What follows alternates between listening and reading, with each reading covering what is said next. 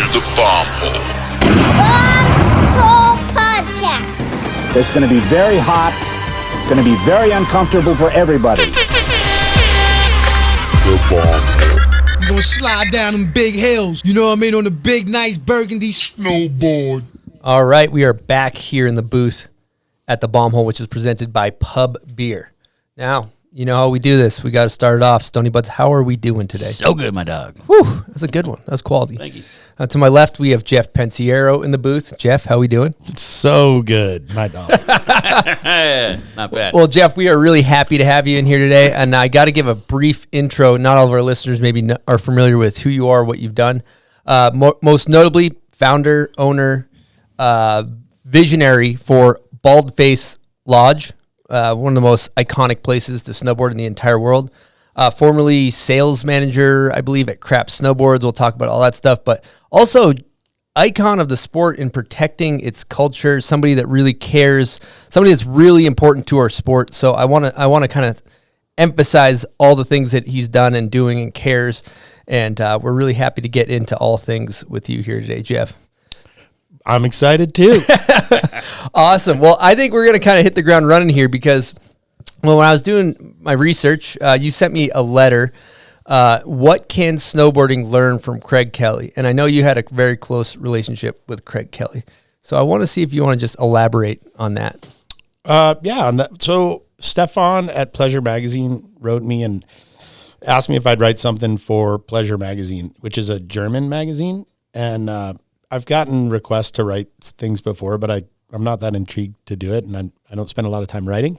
The question he asked me was, what can snowboarding learn from Craig Kelly today?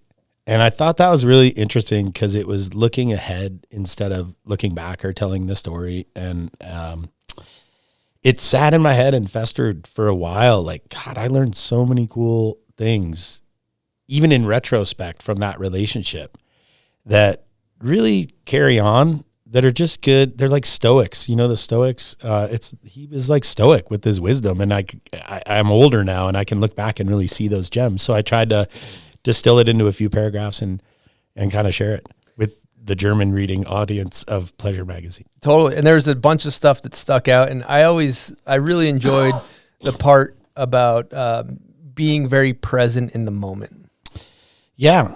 Yeah, and I think we were talking about that earlier. It's definitely been something in my life that I've found if you try to be really good right now and be really authentic, like here, you can't really do anything about the past. You can learn from it, and the future is still undetermined. So I just spend my time really trying to be here and be the best I can be, and even recognize it when I'm not being my best and learn from that. And I think Craig really lived in the moment. I mean, hanging out with him was like, he had a lot to think about, and to take the time to work with us on our project. We got to spend a lot of time mountain biking, especially because he was around in the summer and then obviously doing winter stuff, but he was in and out a lot more. But man, when you were in the mountains with that guy, he was like in the mountains, and that always stuck with me. It actually plowed something into my psyche for sure. Amazing. One of the quotes I want to read from this article is awesome. While I will always have the utmost respect for the superhuman, out-of-bounds freestyle and extreme stunts that seem to continually progress beyond our imaginable limits, my highest appreciation goes out to the simple rider who's out there just for the experience. Yeah, Craig said that. And at Baldface and in my career, I've really come to ride with Travis and Jamie, and I'm sure we'll talk about all the great people that come up there, but I get to see regular dudes get the best toe side turn they've ever had in their life, follow it up with a sick heel side slasher on a wall, come into the group, everybody's cheering them on. Maybe the photographer got a picture, and I'm getting goosebumps thinking about it right now. Like, that's the best part for sure. Massive appreciation for people just getting out there and enjoying that level right there. Totally. And there's a lot of pros that might land like a front nine and they barely hand drag and they come in and they're all pissed. And it's like, he's basically saying, I appreciate the guy that came in and did 5 turns and is losing his mind. That's it. Than the guy that did the front 10 that fucking was mad about they were the drag. best 5 turns of that guy's life, and you know it, and it shows, and the whole crew gets excited. So that's it. Then you're in the cat, moment. and then everybody's getting there, and it's just this crazy, great energy from a simple toe side, heel side turn. So killer. Well, let's run it back to the early days of Jeff Pensiero, because a lot of people think you're Canadian, I think, too. I'm married in. You're married in. I'm married in, yeah. But originally, where are you from? I'm originally from Cleveland, Ohio, and had a pretty, regular childhood there. But we had a little ski hill there, Brandywine, Boston Mills, and a place called Alpine Valley. And we used to go there and then get in a bus and go over to Peak and Peak and Holiday Valley and over there and go. That was skiing. Snowboarding still wasn't around then. And then my dad, he was in the food business and somehow was selling potatoes for French fries and stuff. And he ended up buying a place in Sun Valley in the 70s. And so we would always go on our breaks out to Sun Valley and go to bigger mountain and a bigger experience and all that stuff. And then my friend, Kenny Wolford, who was a skier, his dad got him a back hill. And we drove out of town and we'd go to like little hills kind of on the way to Galena Summit. And that was my first snowboarding was This is a Burton back hill? Yeah, a blue one. Yes, I know that one. Yep. Those had the fins on them, right? Yeah, little fins. And actually in Cleveland back in the day, we had my older brother, I think, had a Snurfer, the Brunswick one. And it wasn't until I started collecting boards and I got one. And I was like, I think we had one of these. Sure enough, we used to just go to the kind of golf courses in Cleveland and stuff and go shred around on that thing. Amazing. Yeah. Now, you ended up having kind of a career in snowboarding with, crap snowboards and Glissade and things like that. How did that all come about? Well, all right. So it started, this is where it gets, you just tell me to shut up anytime. So I was in, let's see, my journey went from Cleveland to New Hampshire, and I went to a boarding school in New Hampshire that was like the coolest thing that ever could have happened to me. It's called Proctor Academy, and it was awesome. And after Proctor, I got accepted to Colorado State, and I went to Colorado State for 3 years and basically just partied like way too hard all the time. It was like out of boarding school, no rules, and, we got pretty loose. So after a while, I talked to my dad, and I was like, I'm not really doing anything in college, and I don't know what I'm doing. All I want to do is go snowboarding and skiing, and I don't really care. I was playing music. I was like, I love playing music and going up to the mountains, but I don't know. I'm not interested in anything. And sure enough, he looked it up and found a ski business management place, Sierra Nevada College, and he was like, I'll help you kind of reboot. And so I moved to Incline with my dad's help and started going to Sierra Nevada, and all of a sudden was like, this is what I want to do. Like, I love the business side. I took financial accounting and managerial and kind of went through a lot of the business law, and then we'd have classes with people who had done shit, and they would come in and tell their, kind of like me now, like they would tell their story, how they did. I was so fascinated with places like Homewood and Sierra at Tahoe and how Heavenly had grown and Squaw and all these places. It was so cool. So I finished at Sierra Nevada with a ski business degree. And while I was going through it, the rep from K2, Brian Snelson, great guy. He had been doing the skis for like 20 years at that point. And their snowboards started coming on, and he needed somebody to like deal with the tents and the demos and all that stuff. And my first job was actually with Kemper snowboards, sitting in a parking lot, turning screws, giving out demos. So then I started working for Brian, and that was awesome because snowboarding was still kind of small then, but growing quickly in Northern California. And K2 is this kind of cool brand because they were already in all the ski shops, and a lot of the core snowboard brands were really like scrapping it out to get into skate shops and surf shops. So I was able to go and kind of bridge the gap and get that brand into a few other, shops, maybe a little broader. And they had a great team then. It was like Farmer and Parada and Morgan LaFont and like Adam Merriman. And like, it was a great program.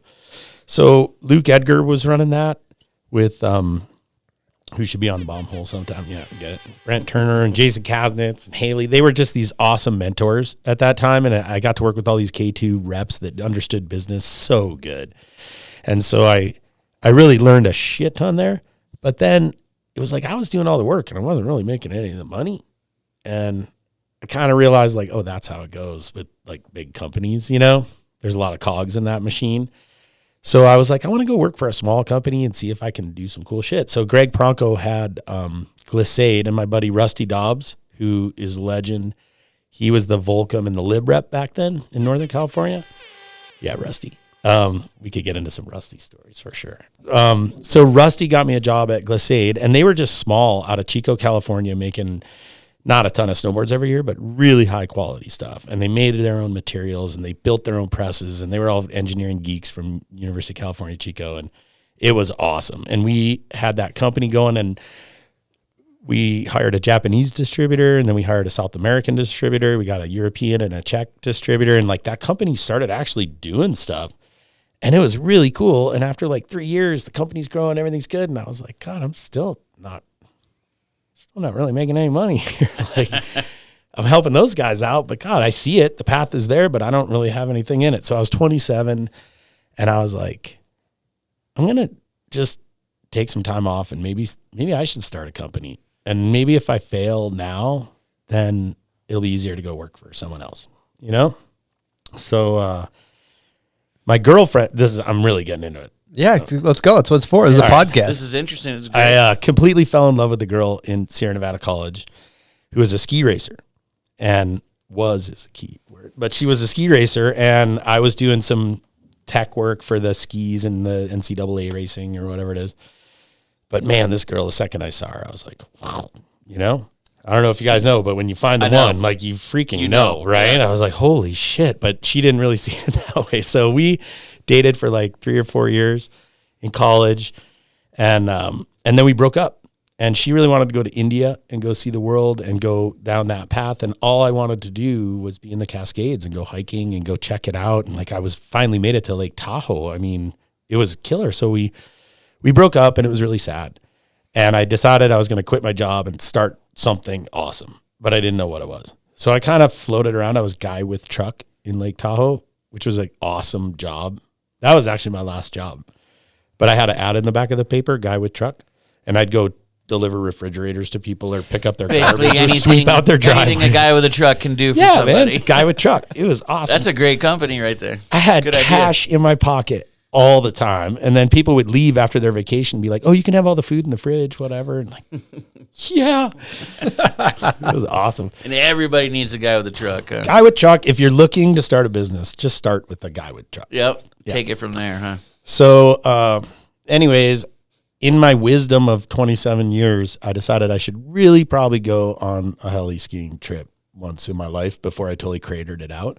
I got a trip at a heli skiing lodge, and I was so excited, and I drove up I-5, and I saw my friend Arlie, and we went to Alpental and jumped off some really big rocks with like Todd Schlosser, like fucking sick, right?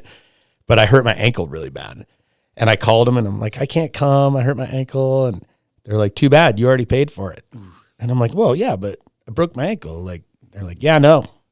You can come and eat the food and fly around in a helicopter, I guess. But, you know, I was like, shit. So I ended up driving up. And Paula's, that girl, my girlfriend's dad was on that trip, and we got to hang out, and we were buddies.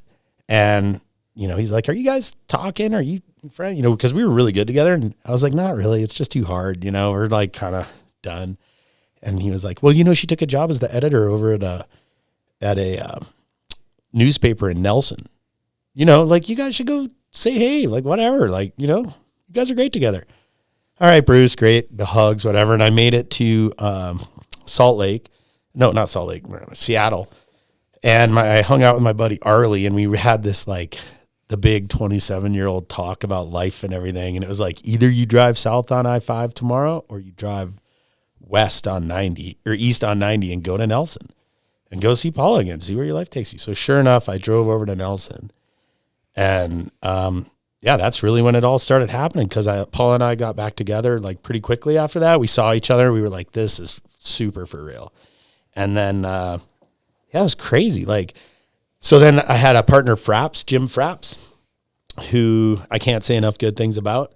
And he and I really started the company together. And then Paula was working as the editor of the newspaper, but we had this awesome local girl to go into the government offices and ask questions instead of two American dudes. Like, you know, she's Canadian. She's awesome. She's a editor of a newspaper. So obviously she has a reason to be in there. So we started using Paula to like get information on everything. And meanwhile, me and Fraps were I was in the field all the time, like looking at places and driving up drainages and doing things. And Fraps was like figuring out the government side and like, how do you get a permit, or can you get what is it? Is it tele? Is it CAT? Is it whatever? And like everything just started right then. God, that was a long answer. Isn't to a it short about question. 10 years up there? Is that the whole thing in Canada?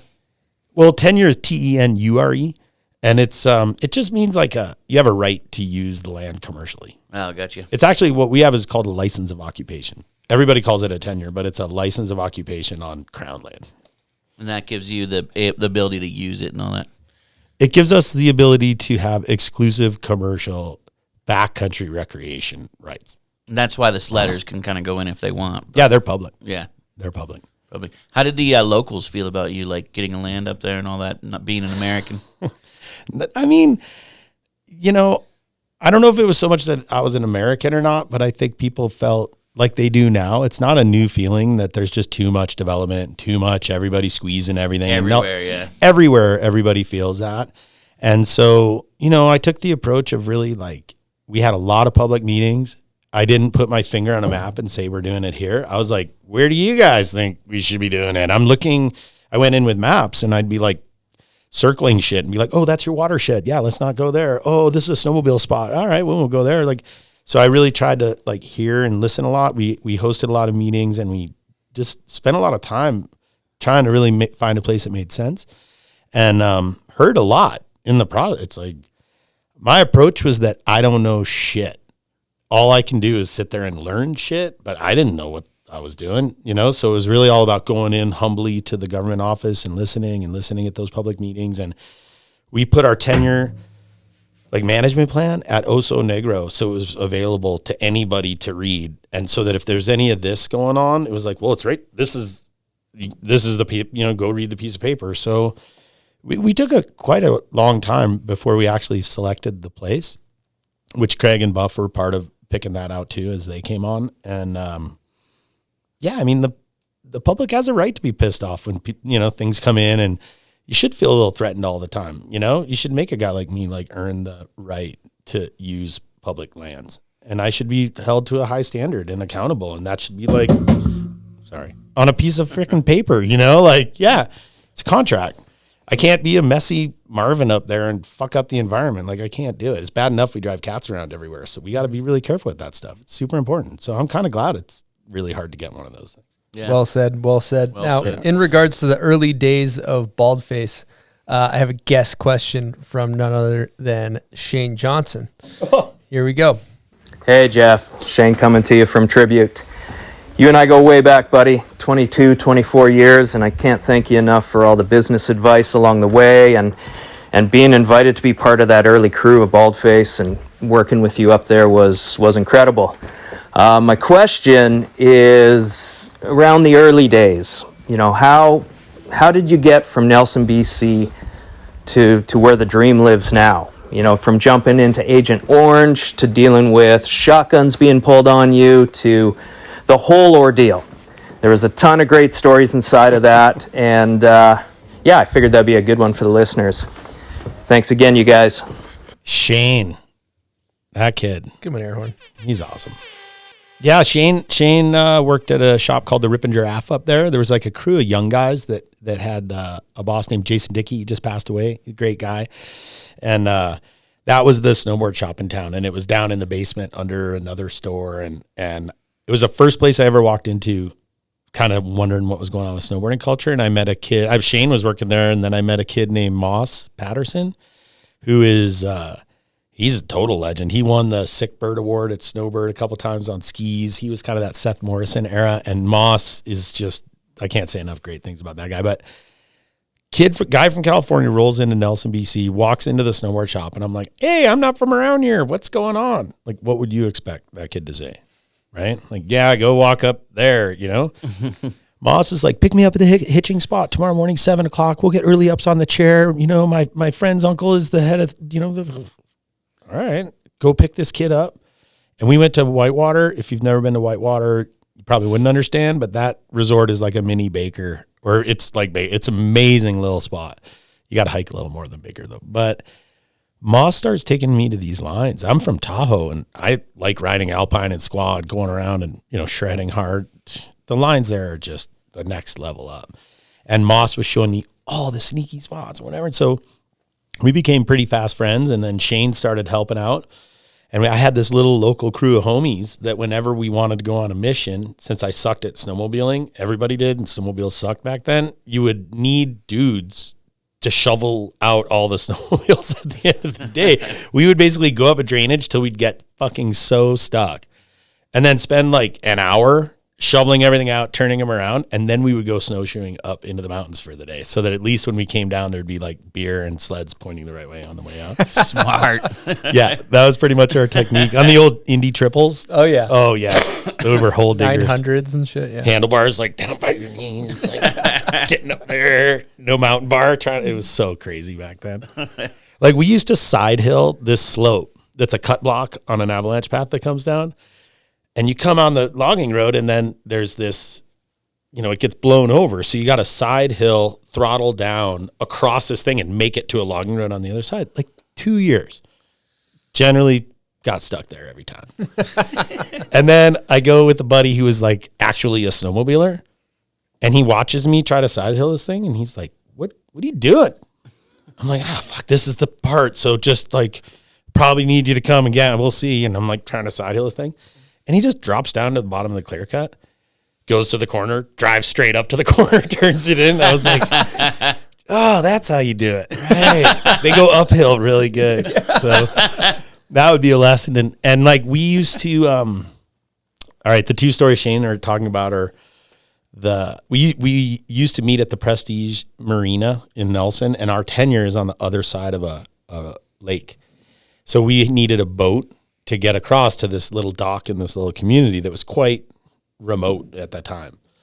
And of course we didn't have any money. We didn't have anything. So we borrowed a boat from Terry Maglio, who's kind of like the older guy who always helped us out with stuff with the construction company in town. Maglio's awesome too. And we had this little orange boat, the color of that thing. And it could take 4 people if one of the people sat on the front, like legs over the bow so that it would not just plow through the water like that. And that thing was called Agent Orange, and you had to bail it while you were going across the lake. I mean, I'm just telling you, commercially speaking, compared to what we do now, like that is so not okay to put your employees in a boat like that, and like not okay at all. But all those guys were snowboarders first, and then it was a job and an adventure second. Like we were going up there and getting sick. We were getting the Baldface lines before anybody got them. Like with Craig, it was like the funnest times. Who wouldn't sign up for that? Yeah, I'll go take a shitty boat and dig snowmobiles out for half the day to go shred for half the day up there. Like, so we did that for a while.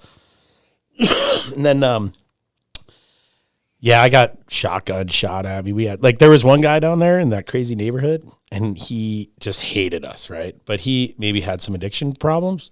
Fair way to say it pretty clearly. And we used to have to bring our beer like up this ramp. We'd have to carry so much shit out of the boat onto the dock, up the ramp to the dirt place, put it in the truck, drive it up to this. That's my life, right? And this guy one time, he just picks up a 30-pack while he's walking by, and he just starts walking up to his truck. I'm like, what are you doing? He's like, this is my beer. What do you mean it's your beer? It's my beer. You got a problem with it? I'm like, yeah, no, it's all right. You can take my beer. So he takes the beer. I'm like, if you lose a 30-pack here and there, whatever. But what he didn't know was we had a lot of pack rats up at the lodge that winter, and we had a live trap. So every time I came down the hill that winter when we catch pack rat, I let it go in his wood pile right next to his house. Old Lloyd, there's a little bit of that stuff. And then I think he caught me. We ended up becoming friends. There was one crazy dude over there, and we paid him to drive through his gate because there's a little sneaky road that goes in, but it goes through this crazy dude. The crazy guy on the hill with the gun. Mm-hmm. So I went up to him. I'm like, I want to come through your gate. Can I pay you to come through? He's like, okay, we negotiate like $750. I can go through with a sled for the winter, get a key to the gate. Like 2 days later, I pull up to the gate with Moss, who's like 17. And, and I'm like fucking around with the key to the gate. And I hear, pew, pew, 2 really clear rifle shots. And I'm like, oh, fuck. And then I see the guy up on his porch, and then he comes running around. I'm like, I went walking up to him. I'm like, what are you doing, dude? He's like, oh, I wasn't sure it was you. I was just firing a couple of warning shots. And I was so pissed. I'm like, that kid's 17 years old, man. I paid you to use your gate. He's like, well, that's why I fired warning shots. Jeez. And I remember saying it, and he was crazy. I was a little frightened of this dude, but my eyes got really big, and I was like, I know you know I'm from America, and in America, we don't even know what warning shots are. Like, you do that again, I will kill you in your sleep. You won't even know what happened to you. I'm not going to warn you that I'm going to shoot you, dude. And he literally turned into like the Grinch when he got happy after Christmas. And me and that guy, Paul, we were like best buddies after that. He thought that was the funniest thing ever. Like, we were having a good time. Yeah. So there was a lot of that on the journey up. Thanks, Shane. Long answer again. But, no, that's what this is for. I have a question I just got to ask on a personal level too, in regards to that. It's like, when you were going up, you're figuring out the terrain up there, you're sledding around. Was there a point when you're somewhere on top of one of the Baldface lines and you're just like, this is it, without a doubt? 100%. There's a run there called Confirmation. Yeah. Have you ever done Confirmation? I'm sure I have. But So Confirmation is right next to Scary Cherry, where we do the natural selection contest. And there's a ridge that runs down and it separates it from the next bowl to the south. And we used to have a dome, a canvas dome built up there. And we would stay there for 3-4 days at a time. Had a little wood stove and it was killer. And one time, me and Moss and maybe a couple other guys, we snowshoed up. It's like 2,400 vertical, pretty steep rib line. And we snowshoed up it, straight up. Took us a whole day, and we got one run on the way down. And let's see. I had built this jacket back then when I worked for Soup Kitchen. And I had a Walkman, you know, the sport Walkman with a mixtape. And I ran the cable inside and I broke out a couple of headphones and I sewed them into the collar like this so I could have tunes going but still hear if I needed to hear stuff. And Tim Manning called it the Pensiero jacket. It's pretty sick. And so we get to the top of Confirmation, which is where the TV tower is on the natural selection, for reference. And I click play, and sure enough, Charlie Parker comes on, saxophone player, great saxophone player, and he's playing this song. And it's a great song. It's called Confirmation, if you want to hear it. And I click it and it starts playing and it's this nice, lively song. And I'm like ripping this line, like, holy shit. And get to the bottom and make a turn right to where the snowmobile is. And the end of the song goes, dun, dun, dun, dun, dun. And it like ended right when I hit the thing. And I look at my tape and I'm like, oh my God, that song's called Confirmation. Like, I'm pretty sure this is a sign. For sure. Wow. And that run still is one of my favorite runs of the whole time. now the thing that talking to everybody that they bring up is like the crystal clear vision you had for the place, because you see Baldface now, gigantic lodge, huge cat lodge, all kinds of different little cabins. You've heli in, it's freaking luxurious food. It's the experience of a lifetime. But back then, I think people kind of thought you were crazy because you had that vision, but you're going to this place with like fucking nothing on it in the middle of nowhere with all these hurdles. How do we get there? You got to either heli in or take a boat. And I guess like how early did you have that crystal clear vision of what it was going to be? I still don't have a crystal You don't? vision, my friend. No, it doesn't work like that though. I think my vision was after that heli skiing trip I went on, an example would be like they got like old wooden skis and snowshoes like crossed up on the walls. And I remember seeing that and walking out of that lodge and being like, why isn't that like a fucking Original Sin snowboard from, the early days? Why isn't that like one of the old Burtons up there, And it just started clicking that I was like, snowboarding was small when I started with K2 and it freaking went crazy. And it was all 20-year-old NorCal people. And in the back of my mind, I'm like, these guys are all going to be successful real estate people or lawyers or whatever the hell their journey's going to do, but they're always going to be snowboarders. And I didn't feel comfortable in that lodge. And I looked at like Mike Wiggly helicopter skiing and like, I'm not talking shit on any ski operation. I think it's great. All I wanted to do was have a place where we would all feel super comfortable, right? Like, yeah, this is ours. And skiers, come on up, but this is our culture. Like, I'm not going to try to be like a European dude with raclette and like pickles after skiing. You know what I mean? Like, we're not doing that, And that was my vision. It wasn't like I want to have helicopters and a lodge and cabins and all this stuff. It's just all those things were the path that was predetermined that I just stopped fighting and allowed to happen. It is what it is, not because I decided to be it. It's because I had a lot of great partners, a lot of friends, a lot of input. A lot of people worked on those things way harder than I paid them for, but it's just that's why I still have a hard time saying it's successful, but like, if it's successful now, that's why, is because I didn't try to make it into anything. I had an idea and I allowed it to become what it is, and I think it's the same with like kids, relationships. Like, you start putting expectations and putting your finger on a map and saying, this is where you're doing it, when really this might be a better spot over here, but you dig a hole right here and you got to justify your decision so you can't jump over there. And I think you got to just kind of listen a lot more, and it becomes the voice becomes pretty loud when you shut the fuck up, Yeah, the gut intuition kind of telling you what you want to do. If you take the time to be in the mountains and get connected, like Craig said, those decisions probably become a lot clearer too, I'd imagine. Well, it's like my process is that I don't really make decisions. I listen, I ask a lot of questions, I kind of observe a lot of things, but then it's like, there it is. And then when I know, but I don't fake it when I don't know. I'd rather tread water and enjoy the moment and be good with what's happening right now and not push myself to do something I'm not sure about. But boy, once I know what it is, I get shit done for sure. I also want to highlight too what you said earlier too, is like, I never thought about from the perspective, I've never been to a cat skiing lodge with like skis and stuff on the wall and kind of celebrating ski culture. Because when you go to Baldface, you're like, oh, this is our place. This is for snowboarders. And you go take a piss and there's a Tarquin, evil.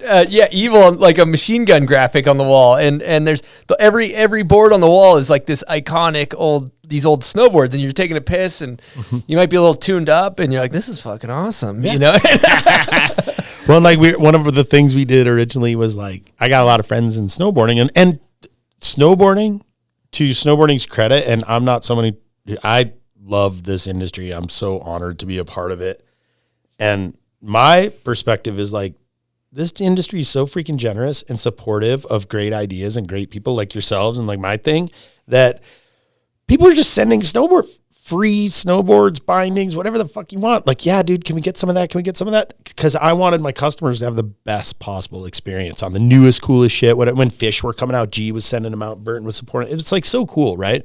Spring Break sends their weird new shapes. It's great. But we used to have to buy skis. So I charged for ski rental, but I never charged for snowboard. It was like a subtle thing, Do you have some guests that don't even bring boards up? Oh, yeah. The people who know what's up don't bring a board. Don't even bring a board. You bring your boots and your bindings on your boots. But now you bring your bindings on your boots. It's if you're a binding nerd, but like to Johan and everyone at C3, like they make a custom Baldface union binding that they literally were like, what sucks about bindings?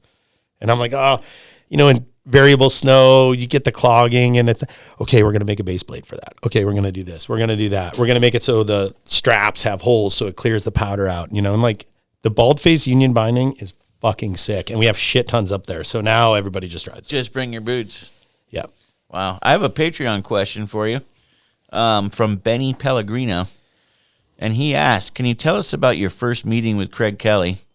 And part 2, how does one get kicked out of Baldface forever? Well, Benny knows, but I think he's getting back in now. Oh, he was kicked out? No, but if you get, you got to be able to get across a border to get to Baldface. That's not a me thing, for sure. So that's one thing you can do, is kind of have some problems down here, like not pay your taxes. I'm not saying Benny did that, but like the drinking and driving, those kind of things come up at the border. So you want to have a clean record or get that stuff taken care of, which you can. So that'll get you kicked out, I guess. But you've never had to kick anyone out? I've not rebooked people that I just didn't think got the experience. Yeah. And I'll have an honest talk with them and just be like, that's not really how we do it up here, I don't need to get into specifics, but there's a few people that I've like steered to other places too. Like we've had the wine and cheese people that come up and they really want a lovely experience and they're expecting, pickles and raclette at the end of the day. And I know that we're not hitting it for them. And I'll tell them, I'll be like, man, there's some really good places. I can recommend 5 for you. Mustang Powder's great. Chatter's great. There's lots of great places to go. This just might not be your culture. And they're maybe freaked out by all the snowboarders partying after a good You know, day. once I have that, because usually that's like the first night I'll recognize that and go chit chat with some people. And they fucking love it. Just that you come up and you recognize it. You're like, I noticed that you are wearing a Norwegian sweater. You're a little uncomfortable. Feels a little uncomfortable here, but it's okay. You're not quite our target. It's totally cool. rider Yeah. here. Travis Rice is like ripping shots, Right. Or what's it? What everybody does? The Car bombs? The car Car bombs. bombs. There's a line of car bombs going on. Exactly. Sometimes I walk into that bar now and I'm like, oh, God. 25 years, we're still doing that. Like I'm like Matthew McConaughey. I'm like the old guy, but my bar is the same age people just car bombing all the time. Coming to the same party. Yeah, it's the same party every night. Yeah, so good. And then his part one was Oh yeah. meeting Craig Kelly. Where are you? Here's where I met Craig. I was in Nelson. Paula and Fraps and I were living in a little rental house, and I was walking down the street, and this white sport van. Craig had a really sick, like custom van, 4-wheel drive, pop top, everything, and it pulls up in the parking spot, like right next to me while I'm walking down the street, and I stopped and was like, "Fuck, that is a sick van, right?" And then the side door opens, and Craig jumps out of the van, and I was like, I'm a huge snowboarding fan, but I'd never ran with that crowd. You know what I mean? Like, no way. And he looks right at me, and I'm like, oh, hey. He goes, hey, is there a CD store in this town? And I'm standing in front of the CD store, and I was like, yeah, this is a CD store. He's like, thanks, man, thanks. And walks into the CD store, and I was like, it's like Elvis for a Texas schoolgirl in the 50s. I'm like, inside, I'm freaking out. But I basically ran home, and I remember running in the door. I'm like, Paula, we're in the right place. This is going to happen. I just saw Craig Kelly. He asked me if there was a CD store, and I was standing in front of us. I had the right answer. Like, this is happening. And so that was the first time I met him, and I think he was just passing through town. But then I started working when I said we put that management plan at Oso Negro. I was also going in there every day and getting coffee and going out in the field. And this guy named John Buffrey, triple, nuclear air horn. He's the You asked for it. wow. He's the best guide in the world, right? Or in North America. I could talk to you about Buff for a long. I will talk to you about. All right, so Buff saw me going up and down in this old pickup truck I had, and he knew I was doing something, and he came up to me. He's like, what are you up to? You're in Oso first thing in the morning, and you got this sled in the back of your truck, and you got your gear on. I'm like, yeah, I don't know. I'm just kind of trying to figure out, like, what's going on. And he's like, are you going out in the backcountry? Yeah. Well, that year there was an avalanche that killed, don't quote me, but I think it was 11 people up at Kokanee Glacier on a terrible accident, full moon, shitty situation. The community was really shaken. Wow. And he was like, it's a pretty dicey time out there. How much snow study have you done? I'm like, I went to college, got a ski business management degree, I did a 1-day class. He's like, okay. And he's like, would you like me to come along? So that was Buff introducing himself to me like a guardian freaking angel in a weird year. And all of a sudden I had this guy. I didn't know that he was like, he was director of like avalanche control for CMH. He had done like all these crazy jobs up to then too. And he just started coming with me and talking with him, touring and doing stuff and just being around Buff and hearing other lodges and how they do it. We started hanging out. We became pretty good friends, really. And lots of drinking tea with him. He loves tea. So you sit, drink tea, listen to music. He has an amazing mini disc collection. Oh my God. Buff and his mini discs of like techno kind of like, it was pretty fun. So yeah, Buff even let me and Paul live in his house for like 3 months when we were trying to figure it out. And so Buffrey just started like putting me on the path, and being like, look, there's responsibilities that come along with this. And it's not just you being an idiot, but we got to come and dig your body out if you are an idiot. So let's just like see this for what it is. And so it was awesome. Buffrey really like elevated my understanding of what it means to be a responsible citizen. Great mentor. If you could pick your mentors, you'd pick a guy like Buff for sure.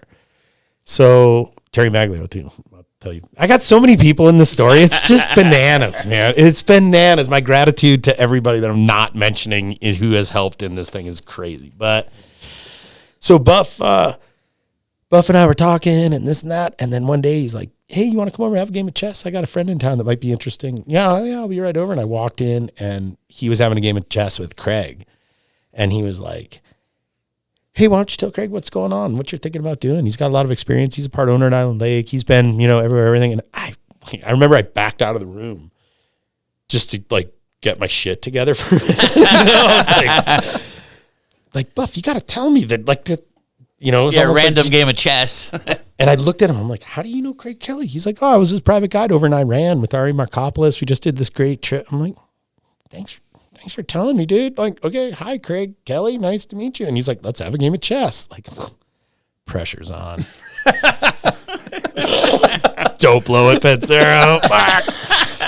But, yeah. And then I got another mentor out of the deal with Craig. Did you beat him at chess? Or did he I have no memory whatsoever. It was just like, So okay. you gave him the pitch and he was in though. I didn't give him the pitch. It was really, I was saying like now that I instantly became an old guy somehow, maybe over COVID, I aged like 10 years, but I look back at it and like, I think that idea of not knowing what it was and being really open about not knowing what it was and asking the universe and smart people for direction helped me find out what it was.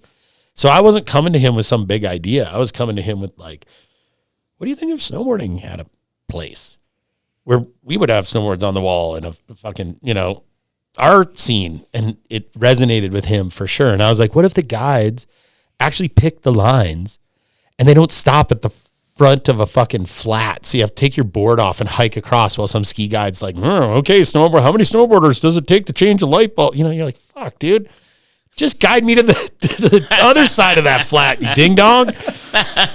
That was a big one. So we, our original guides, even, ski guides, I'm like, if a snowboarder has to take his or her snowboard off and hike across something, you better be going back and putting the boot pack in for them.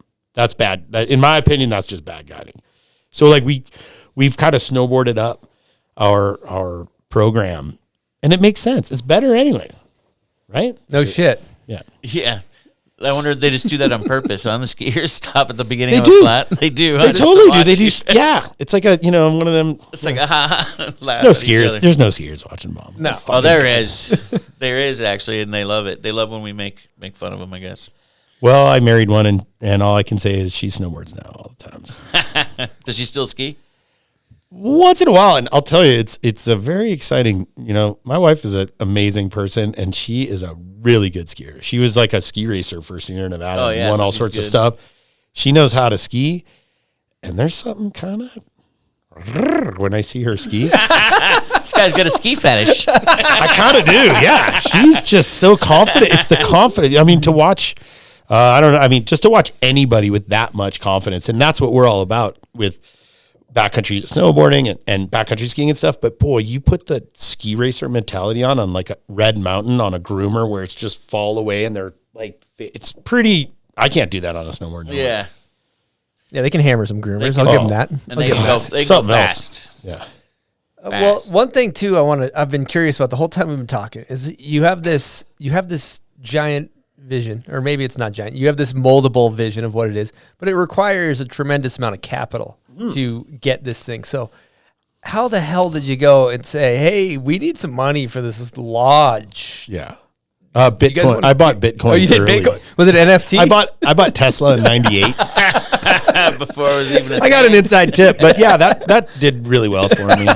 So I just paid cash for it. Oh, you did? Okay. I didn't even write it down. I don't know how much I have. The cash story, Jesus. All right, we're going to get into business This is here. business mentorship 101. I mean, people need to hear this stuff. So Okay, here's the thing. We're going to talk about business. It doesn't sound like you had a lot of money. No, I did not have a lot of money, but I did. I was able to leverage what I had to the maximum amount. And I think as an entrepreneur, it's like if you're not all in, you're not even in the game. And so if it's your idea, you better burn through everything you have before you ask for the privilege of spending somebody else's money. There has to be this respect in that thing. It's your idea. you go take the second mortgage on your house before you go trying to sell some shit. Like you know, don't get yourself in trouble because that's not a great place to negotiate from. But you know, so all right. So I worked for K2 and I got some sub lines. You know, I did like those 8-ball stomp pads and like leashes. We had to have leashes back then. Sunglasses, and I got to keep the money from that. And I had summer jobs. I did guy with truck. I worked at the golf course. So I was a saver. So I had like maybe $40,000 saved up in 96 or 97. And then my dad passed away, which was really sad. And I inherited a little bit of money from that or whatever. It's weird to say that. I didn't build a swimming pool or anything, right? There was no private jets involved or anything like that. But I used that plus the money I had saved and I put a down payment on a house in Kings Beach in Lake Tahoe. So I think I put $60,000 down on $180,000 house, which I was like, I'm going to live in this house the rest of my life. Killer shack in Kings Beach. You know, just love it, right? Smart place to buy right there. I hear it's actually the only place that hasn't really appreciated. Oh, really? But long story short, I just kind of kept working on that place and fixed it up. In all my spare time, I hand dug a basement in it, and then made another couple bedrooms down there, and like redid the kitchen, like we all do, right? So I got the equity going up in the house, and at that time, you were allowed to take these home equity loans.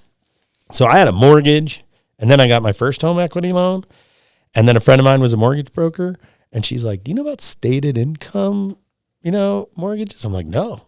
Well, I say this a lot, but like the long story short is that's what caused the first financial meltdown was like all these people were lying about how much money that, you're like, "Oh, I'm an entrepreneur. I make $500,000 a year. Give me a $200,000 line of credit." And they would do it. I did it a few times, some different companies. And I was just burning that money to figure out how to do this. Wow. And I was watching how it was appreciating. And at the time real estate was appreciating kind of like now, like my $180,000 house was all of a sudden worth like $225, and then it was worth like $275. And I was like, I'm just going to keep borrowing so that if I shit the bed, I'll sell the house and I'll get out clean. But I'm going to just. So you kept taking equity. I kept going all in. As the equity went up, give me another 30, give me 50. I did it 3 times and I started getting a little squirrely, but then we got the tenure. And then Craig came into my life and Buff. And I was like, what, I'm not going to take it. This adventure is too good to give up on. You know what I mean? Like, and that's my advice is like, you're not dead till you're dead. The fear of being dead is what makes you awesome. And so many people fold so easily with the fear of being dead. And it's like, no, that's the juice. You should be scared you're about to go out of business all the time. Scrappy, put that head down and put 7-10 years into it and then tell me it's a failure. Don't tell me it's a failure after 6 months or 2 years or whatever. Like 6 months is a blink of an eye. It's hard, man. Starting a business 3 times harder, costs 3 times as much as you think it's gonna going into it. So, you spend every penny as if it's like precious. We ate ramen noodles and bought the Carl Budding, discount meats from the store for years, but every one of those dollars that you stretch in the early days is huge money in the later days by saving equity and doing all these things. So I pretty much went all in, and then we got the tenure, and then I just didn't have enough money anymore.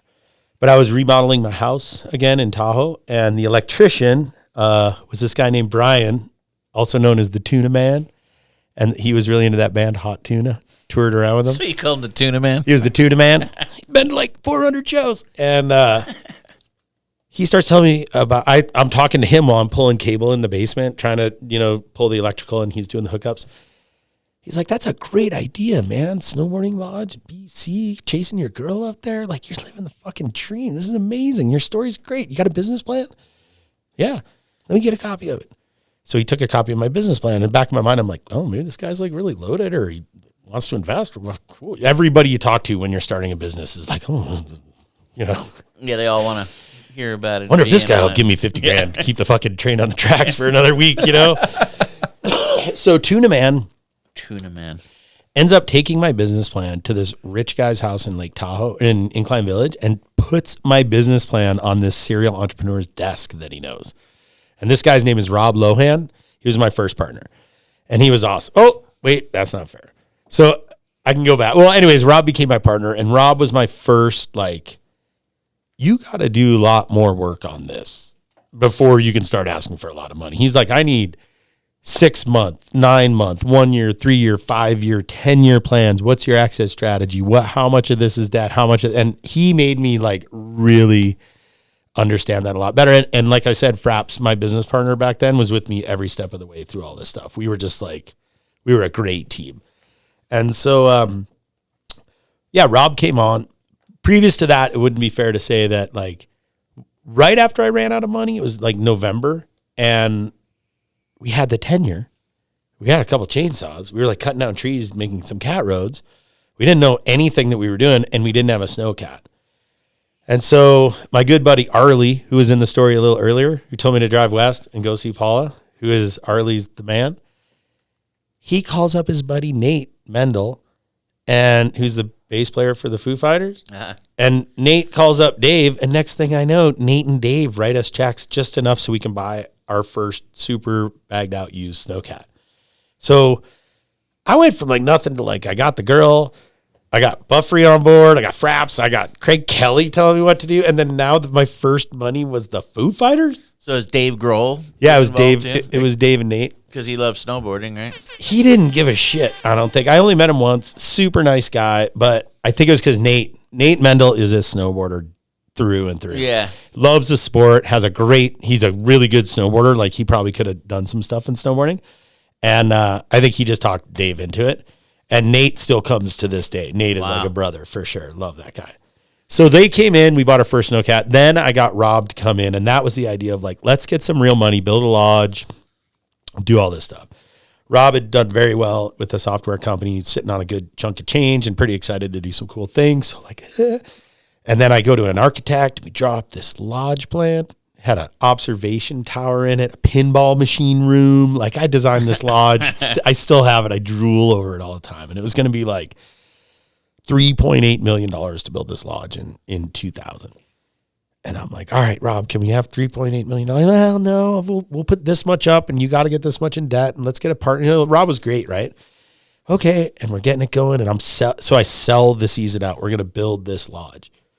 And we're literally building a road through the woods up to where the lodge site is. There's nothing there, right? And so we're excavator, bulldozer, like, you know, burning cash, building this road. And I got a commitment from the contractor. That's Terry Maglio. And then I got Rob on board with the money, and then the bank, and everything's great. And then I sell 4 days a week to a German tour group. I'm like, killing it, right? And then September 11th happens. Oh. And I mean, being up here, it's just like, wait, what? And then it's like, wait, what? Is the world at war or what? What were you guys weren't even old enough to know. Maybe you were. I was in school. I remember in school. It was a trip, man. Yeah, it was a trip. You go back, and it's like, it was definitely a big adjustment. And I was like, fuck it. We're going to go, you know? But then Rob was like, yeah, I'm not so comfortable right now with writing big checks and the banking system. And legitimately, like, maybe we should just like tone this shit down, you know? And I'm like, I already sold the season. Like, we got to do this thing. So that's how we toned it down, as we built the 40 by 40 timber frame that you see now. The first one. And we bought Atco trailers and dragged Atco trailers up on there. And that was the first year. We didn't even get siding on the lodge. We didn't have flooring in it. Like, we didn't have shit. Like, Did those Germans come up? Then the Germans cancel. I was going to say, because the Germans probably didn't want to get on the planes. So then they cancel, and I'm like, oh my God. So then it turns into, I came down to, let's see, I can't remember the timing of it, but I remember I came down to Squaw early season, and I went to Kinko's, and I got 1,600 flyers made that said, for the same price as coming to Squaw for the weekend, you could be going to British Columbia to the newest, raddest place to come check out. And it was like a picture of Fawcett, like carving a turn, but it was a Xerox, right? Yeah. And I put it under 1,600 windshields, and we sold the rest of the season out. Where did you put them? Squaw Valley. Wow. It was unbelievable. And that turned into this legacy of like, we've got customers still from the Bay Area and from that were like, fuck yeah, I'm never going to miss a year. You kidding me? You know? Mm-hmm. So it was a lot of scrappiness back then, putting it all together. So you ask about the business thing. So then it's like, then it turns into this thing where you got to have this thing called cash flow, which a lot of business people don't seem to think is important these days, but like you got to have cash flow coming through. You can lose money as you're building something big, but you got to learn how to run the books and how to expense things and how to do all that. So I spent good 2-3 years like pouring more money in from cash flow, but understanding how cash flow works and like what's available and what's not, and like what's committed but is in the bank now, but you better not spend it because you got, it's like all this kind of stuff. So we spent a few years doing that. And then we got enough good years under our belt that we were able to talk to a real bank. And that was the Business Development Bank of Canada, which is kind of like the SBC here. That's Small Business Corporation. So they help small businesses take that. Once they feel like you've put a pound of flesh in, then you get a bank to kind of come in and start loaning you real money to build things on a long-term basis. And so we got the BDC to come on as a partner, and they started helping a lot. And we decided that we wanted to expand from 24 to 36, and that's when we built the cabins and we built the kitchen and everything on the back. So in 2006, we did a big expansion to 36. And that's when I noticed the cash flow started being enough to cover all the expenses. With 24, we really were just losing money every year. The 24 rooms? 24 guests, 2 cats. Yes, gotcha. So 2 cats in the lodge, it was really hard to make it like a great case to the bank. So we were like, if we could add 1 more cat, more accommodation, then all of a sudden there's some money in this thing. So they helped us, and we built the 7 chalets, and we built a big addition on the lodge. And then we built 1 giant roof over all the ATCO trailers. And we ran like that for like 5-6 years, and that was great. And the cash flows came up, and we were able to start paying off some debt. And like it was like starting to turn into a real business. How many employees at this point? Probably like 60, 70 at that point. Jeez. Yeah. That's a whole nother trip. But to finish my cheddar biscuits on the way to glory, powder glory, we all for powder glory. Well, here. this is where it gets interesting because I had Travis out. I was getting to know him back then. Travis Rice for the listeners. Travis Rice, because he was filming Art of Flight in the area, and every once in a while we'd have some random interaction, doing things like putting Pat Moore on a snowmobile and trying to send him across a lake. And Travis always has interesting ideas, but they're fun. So Travis had this idea he wanted to do the next version of his Jackson contest, and we were looking for terrain, and then the pieces of the puzzle started coming together, and we were like, let's do this thing on Scary Cherry. We're going to take the summer, and Red Bull put a bunch of money in, and Travis raised a bunch of money, and then we hired lumberjacks, and we started building that course, which was that could be a whole nother podcast, but it was just an amazing experience building that. So we built that, we were making the winter plans to build that, and then Todd Jones booked the lodge in May, to build the world's biggest gap jump on cherry tops for Tom Wallish and a couple of skier guys. Mark Carter and DCP actually showed up too, and we built a huge quarter pipe. It was a really fun project. We had JP Martin up there working, and so we're doing all this work and getting ready for all this stuff. And then hockey's on up there, and the Canucks were actually in the playoffs that year, which is like really dates it. And we're watching I wasn't there. They're watching the Canucks game. It's going into overtime, and they start hearing these snapping noises from the lodge, like crazy snapping noise. And they're like, what the fuck was that? What the fuck was that? Well, it was the trusses in the roof, that new roof that we built. Well, it was 6 years old, but the roof that was built over all the ATCO trailers was starting to fail from almost 45 feet of snow that was on the ground that year. Or 15 on the ground, 45 had fallen. So on our roof, wind loaded was almost 30 feet of snow in May, and it started failing. And so on Mother's Day, the lodge collapsed, and we lost the whole lodge. And, not the whole lodge, the whole sleeping part of the lodge. And I had Travis booked for the next year with this huge contest, and Todd was coming the next day. And I was like a mess. I was like, Paula had just had the twins too. So we had like 4 kids, 2 new twins. It's Mother's Day, and then our business like literally collapses. Wow. Yeah, that was a shitty day. But I called Todd first, and I'm like, dude, I don't think we can do this. The lot, dude, it's hard to even say now. It's like the lot fucking collapsed last night, right? Todd's like, no way, we're coming. Well, he's like, everyone's on their way here. We're coming. I'm like, Todd, we don't even have like beds or anything. He goes, you got those cabins. We'll stay in those cabins. We'll cook food in the thing. He's like, hey man, you're going to rebuild that thing, and you're going to wish it was in DGR's movie and you're going to wish you were doing all this shit. So let's fucking do this. We'll make it awesome. We'll make you look like a rock star. All right, let's give it a try. I mean, this is May 20th and I have to build a whole fucking lodge by December. That's insane. Without planning or money or, nothing. Architects, yeah. I'm like, okay, I started adapting this mindset. And Travis Rice, God bless him, like he never gave up in that whole thing. He was like one of the biggest cheerleaders.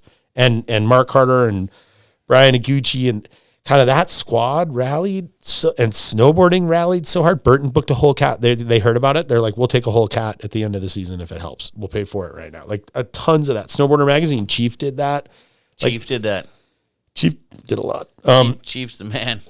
But a lot of the companies, Volcom, all these people we work with just started stepping up and booking more and more trips. And I don't know, this is a really long Does story. Does insurance cover snow stacking up? And it was hard.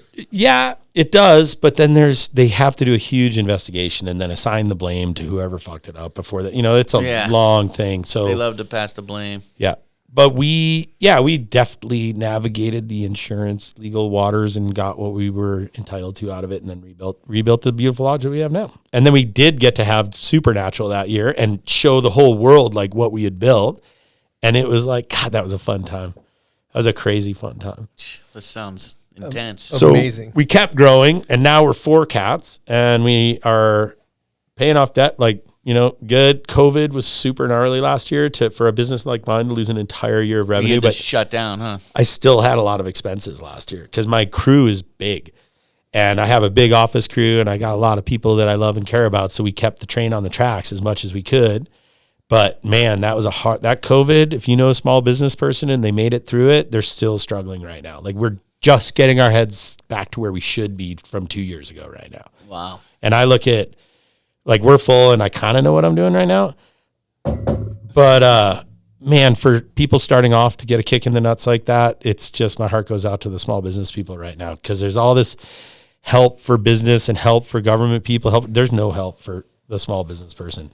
We're just out there on our own. So, all right, we got to take a quick break and talk about one of our sponsors, Bubs Naturals. Now, as you can see here, we got a big old thing of collagen.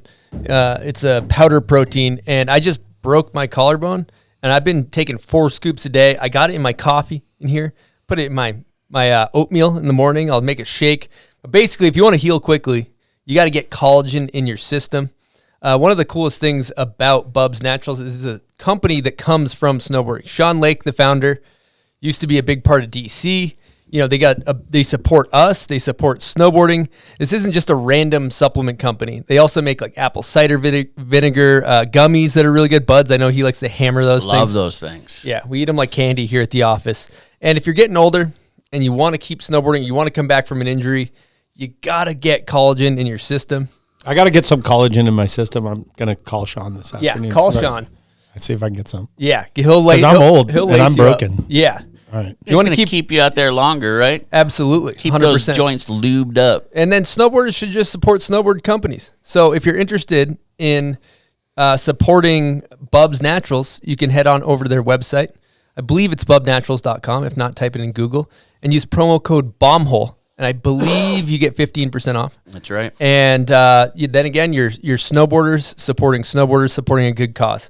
So with that being said, let's jump right back in to Jeff Pensiero here.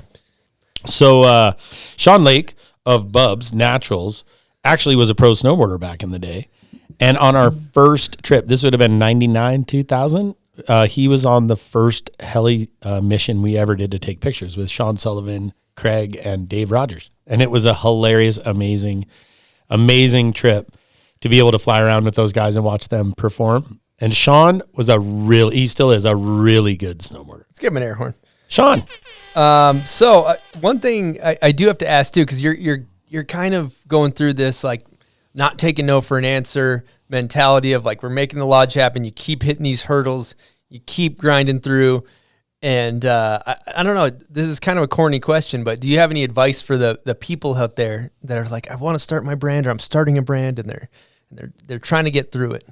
Yeah, I mean, I had the mindset of like great things happen to people all the time. You hear about people winning the lottery and, like hitting it in business and things. And I just kept having the mindset, like, why not me?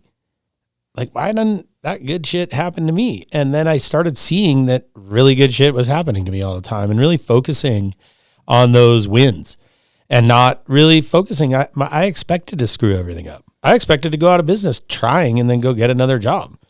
And I think as an entrepreneur, you should have that ability to dig a bit deeper than you can and find the positives and really hold on to those little wins turn into huge gains over the years. And it's hard. Being an entrepreneur is really, really hard. And you're just constantly failing is really what it is. And you're holding on to these little nuggets to get you through it.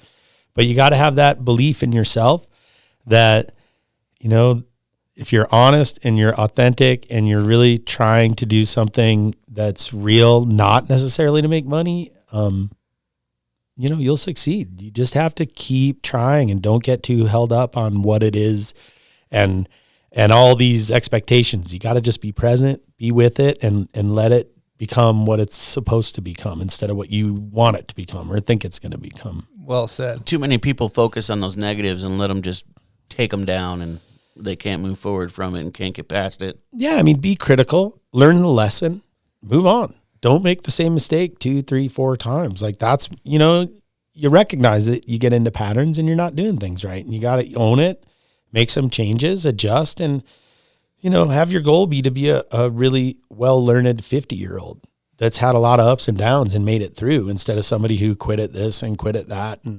And circumstances got you on this one. It's like, well, fight hard or get a job for someone else and be really good at helping them achieve their vision. Like my staff, the people I work with are the best people. I'm so lucky for all the people that I work with, much like you guys. Right. And, they bring in so many ideas and so much perspective that as the guy kind of steering the ship, you got to just listen all the time and hear these nuggets and then steer the ship accordingly. Mm-hmm. Now, I think that it seems like you're somebody, I don't want to put words in your mouth, but you're very passionate about like snowboarders taking over snowboarding. Like it seems like you want to see snowboarders, like their businesses grow and thrive. Like to just give you an example, and maybe a year ago, I don't know how long ago, you sent us a check for $1,000 from Baldface. And I was like, what do you want? We can do ad. He's like, we're sold out. We don't need that. I just like what you're doing. Just here you go. Yeah. And that is like, that speaks to your character. You literally just cash in a check from Baldface. You don't want anything on the set. You don't want anything in return. Just here you go. And do you want to speak on that at all? I can go back to 10 of those that happened to me. Snowboarder magazine supported us, Burton, Folcom, Stance, Mizu. I'm forgetting 10 right now. Really, like lots of companies could have done their sales meeting in Vail or wherever. They came, they supported us, they showed up with product and shooting photos there and like helping out. And so when I get the opportunity to see what you guys are doing specifically right now, I think you're doing a great job. And I really enjoy the podcast and I enjoy the culture that you're maintaining here, and the positivity that comes out of these is amazing. And allowing, Blue to tell his story was transformative for me to hear it. Hearing Jess Camira tell her story was like, God, I just am a changed person because of it. So I want to give you guys every opportunity, and I'm not looking for something for me so much. Not that it's bad too, but we're good. We're totally good. If snowboarding's good, we're going to be good. I just want to support. I'm going to get 1 million Instagram messages. Like, can I have $1,000? Yeah. This is my business. Check this out. I'll see you, Yeah. But I've done that on a few things. There's a group called the Indigenous Youth Life Skills Academy out of Squamish. And these guys are unbelievable. And they're bringing kids that never get a chance to get into the mountains. Like they just don't get a chance, and they live in the mountains. Their culture is the mountains. Their heritage, their history is intertwined. And these people are like excluded from our scene. So I'm like, no. That's our number one thing now. Like we support Indigenous Youth Life Skills Academy everywhere we can with everything we can. All of the rental boards that companies are so generous to send us. It would be really easy to sell those at the end of the season, get a little cash, throw a staff party or something. But we give them to the Indigenous Youth Life Skills Academy, and they do an auction and a sale, and then they buy lift tickets for kids, and they buy equipment for kids, and they give them the bindings, and they do stuff. And it's like, doesn't that feel good? Isn't that the right thing to do? Like Changing those kids' lives right there. you know, and we can do things like pick one thing and try to make a real difference, really get involved instead of like we used to kind of spread, you know, giving is a really important part of having a business and giving people that extra little bit. Maybe I can be that little nugget that made that one entrepreneur's day or that one kid's day that changes the course just enough, right? You got to look for those openings. Patreon question that you kind of just answered as one way you do this, but Buck Chapman says, with accessibility being a major issue in snowboarding, how does a very exclusive and sought-after place like Baldface help bring more people to our sport? Yeah, I mean, I think it's exactly that, and it's supporting youth initiatives everywhere we can. And you know, even if it's just sending some hoodies and some stuff for a silent auction, we try to support things like that wherever we can. And you know, all the Baldface kids are encouraged to snowboard, so we try to help get them their start. And yeah, I mean, it's a really good question. How are we going to increase participation in our sport? But I just spent a weekend at Powder Mountain here in Utah, and I really, you know, cockeyed optimist, but like there's a lot of places to go snowboarding that are awesome. And I'm sorry that Vail's coming in and making tickets $200 and we all want to complain about $18 cheeseburgers and stuff. But shit, you can go to the Salmo ski hill for, I think it's $4 for a kid, $17 for an adult, ride a tow rope, teach your kids how to shred, give them the experience of being out. There's lots of mom and pop hills. And I think we should change our expectation that a ski vacation is a luxury condo with the sushi dinner and we're going to rent stuff. It's like, nah, man, there's Hoodoo in Oregon. There's like, we could all name 10, right? But there's still lots of places to go. And we're telling the story that Vail or whatever big company is ruining snowboarding and stuff. And I'm like, okay, well, don't go there then. Go to one of these mom and pops, man. We grew up going to the golf course. That's it. It's like exactly. Little jumps on the golf course. Somewhere it snows, you go out in the hill and you figure it out. And well, I'll tell you, these things right here are pointing to a POW surfer for the listeners. This is a POW surfer, and this is something I'm really into. And I do it in, you know, big mountains in British Columbia and Powder and stuff. But even at Powder Mountain, we were doing pretty pedestrian terrain, having a great time with people who hadn't done it before. And really, you want to have a good time, make one, buy one of those from one of these small snowboarding guys who are making these things. There's a lot of local guys making powder surfers, and go drive up a road and go between the road and go do some POW laps. It's super fun. Nothing stopping you from doing it. It's pretty much free. Granted, you know, take your avalanche class before going into the backcountry. Yeah, have a weekend and go with a partner, and we can go deep into that. But you know, road shots are awesome. You know. Well said. And to add to your, you know, to dive into that too, to kind of change gears, you know, I know that you and Pat Moore put together the, what's it called? Risk maturity class. Buff named that one. Yeah, great name. And you guys, you know, a bunch of snowboarders in the industry and stuff go up and do a full week long course. And I know you do it for, you know, cheap, basically, not what a person would pay, and that's kind of a cool. No, we did. It was Billy Anderson and I were talking when he was at Volcom with Pat Moore at the bar, and we all got together in the early season, and it just seemed like there were so many close call stories. And I think that was the year Jeremy got his legs broken, and it was a couple years before that, but there was like another close call out here where somebody got pretty broken off, and we kept hearing these stories, and the commonality was like, God, in retrospect, I should have seen that. You know, we saw some hints, but we kept pushing. We wanted to get there first before the other crew. You know, we had built that kicker 3 days ago. It snowed on it, and we really wanted to get there first. And that ambition, kind of, they didn't really see that they were putting themselves in harm's way. So we decided that we really wanted to start educating our community, specifically targeting snowboarders coming up, include team managers so they understand the importance of recurrent training, and photographers and videographers. And so we said, let's let Pat kind of spearhead this thing and choose who is on the come up, who needs a little tune up, maybe who had some close calls and could share some of those experiences with the rest of the group, create this like open place where we could like be vulnerable and talk about things we screwed up and maybe people who got hurt because of decisions we made. Like, it's been an amazing, amazing course for almost 10 years now. And we've gotten many people who have sat in this chair have come to that class and experienced it. And yeah, I'm not looking to make money on it. We cover our costs on it. It's the first trip of the year. So sometimes the snow's there, sometimes it's not, but we concentrate on things like improvised rescue, how to call for help, how to stabilize somebody. So there's a lot of first aid. They all take a real deal first aid, a long first aid class. I think it's 3 days. And then, no, I think it's 5 days. And then they learn quite a bit of avalanche skills, like as far as identifying forms and kind of learning how the snowpack works and how to identify sketchy things. And then quite a bit is just sharing information and experiences. We've had Jeremy there talking about in detail, in tears, about his incident out kind of by Powder Mountain. Yep. And I mean, we've had, good God, Travis talked about his thing. So there's kind of keynote things at night, and they're always super heavy and super rad. Sometimes it's really cool that we're up there and nobody leaves, because somebody puts on a really heavy talk, but we're all still sitting in the room afterwards. There's no like going to the bar afterwards or whatever. So it creates this really cool opportunity for everybody to get a chance to have some, meaningful conversations about things that can elevate our community. Like, to me, after losing some really good friends in the backcountry, it's like, yeah, I don't want that.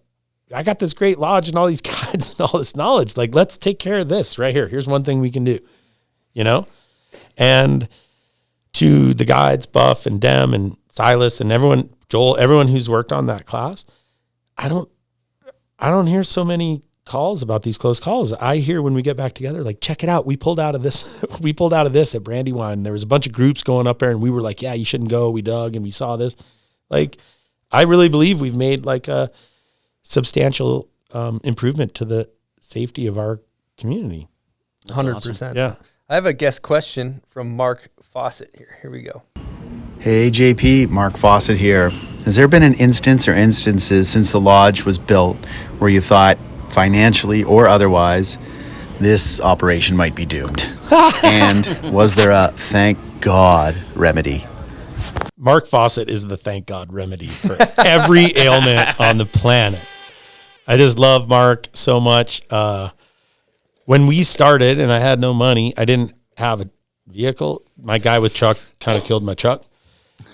Fawcett was literally traveling on the World Cup for the whole winter and said, I have a Dodge 2500. You can drive it all winter and use it. That was the truck we used up here forever. And I just paid his lease payments for him and we used that truck and then we ended up totaling it. And he was like, okay, cool guys. I get it. And then he became a guide up there. He was one of the first guides up there. And I mean, I hold Mark, if you've ever met him, he is one of the best people you'll ever meet in your life. I mean it. He has supported us since day one, Anyways, yes, often I have worried that we have shit the bed, but often. But like I said before, it's just like you're not dead till you're dead. If you're thinking that you're dead, you're not actually dead. Like, dead people don't think anymore. So you know what I mean? So yeah, Mark, all the time. And was there a thank God moment? Tons. I mean, when Travis came in and brought the contest and I got to do something I had Craig in my life and then I got Travis in my life, and both of them had like pretty lit up ideas about what to do. And so to be able to do that, those are huge aha moments. You know what I mean? Like, watching my relationship with Jamie over the last bunch of years is like Jamie Lynn, for the listeners. Jamie Lynn, he just had a baby with Deanie. And when I first met Jamie, I would not have guessed he'd be having a baby at 48 with Deanie. And this baby, Thalo, is a gorgeous little example of what love looks like in your hands. And Jamie was like going through some shit when I first met him. And I really feel like I have this relationship with this guy who I've put on a pedestal since long before I met him. And I have such an authentic brotherly relationship, and he's living up in Nelson. I'm so honored. Not only that is Jamie Lynn and he's a big snowboard icon and everything, but to know him and to get close and go fishing and like fuck around, and my kids hang out with him, and he's like part of our family. I'm like, that's as big an aha moment every time Jamie comes over and I get to experience that. And tons of aha moments. Like, yeah, we're going to make it. Look at that. Love it. Now, you were mentioning fatherhood with Jamie, and I happen to have a guest question from your daughter, Estelle. No. Hey Dad, it's Estelle. I have a question for you about how you manage being a dad and running Baldface at the same time. Oh, that's a good one, sweetie. How do I manage it? I don't know. How do I manage it, Estelle? I'm not Get sure. a rating system? How does he do? I find that like the kids have taught me more than anything. And if you don't have them, it's really hard. Like, it's like this thing that parents know. It's like being an entrepreneur. Like, that baby gets sick or that baby's uncomfortable or whatever it is. Like, you can't just throw it out the window. Like, you got to hold on tight and stick with it through the hard times and know that you're going to have a great kid at the end of it. And you're going to fuck some things up and you're going to hit some home runs. And Estelle is a great example. Like, I am so proud of my daughter. I have another daughter, Lucy, who's coming up. She's 16. She is so lit up and on fire right now. I stand in awe of those girls. And then we had twins a few years later, and they're 11, Enzo and Penny. And I get to experience this sweet little 11-year-old still. I'm like older now, and I still get my dad snuggles and stuff. Although my older girls give me my snuggles too, but I don't feel like I'm balancing anything. I feel like I'm just learning, and unfortunately constantly screwing up, but moving up that ladder as a dad too. It is a really fun thing to be a dad of these great kids for sure. Love that. Love the fatherhood advice always. Now, I kind of want to change gears a little bit because I know that there's been some big time celebrities that have come up to Baldface. Everybody loves celebs. Oh yeah. You know, I've heard stories of Lewis Hamilton. Oh my God. F1 driver who just is the coolest dude ever. Ruined my life. Oh yeah. I'm the hugest F1 fan now. I wake up at like 3:00 in the morning because I can't even wait for the PVR. I'm like there's certain guys on Instagram, Sean Tidor. There's some guys that are like super into F1 and we're all in this. Like Billy Anderson started an F1 fantasy league. Yeah. It all came from Ken bringing Lewis out to the lodge. And all right, funny Lewis story is they come off the helicopter. I'm upstairs in the lodge and then, oh, hey, Lewis, it's nice to meet you. And Ken, yeah, hey, Ken, what's up? Saying hey. And then Jamie, who lives at a lodge all the time, used to before he was dad, just goes strolling by and goes downstairs. And Lewis looks over at him and he goes, what's that, Jamie Lynn?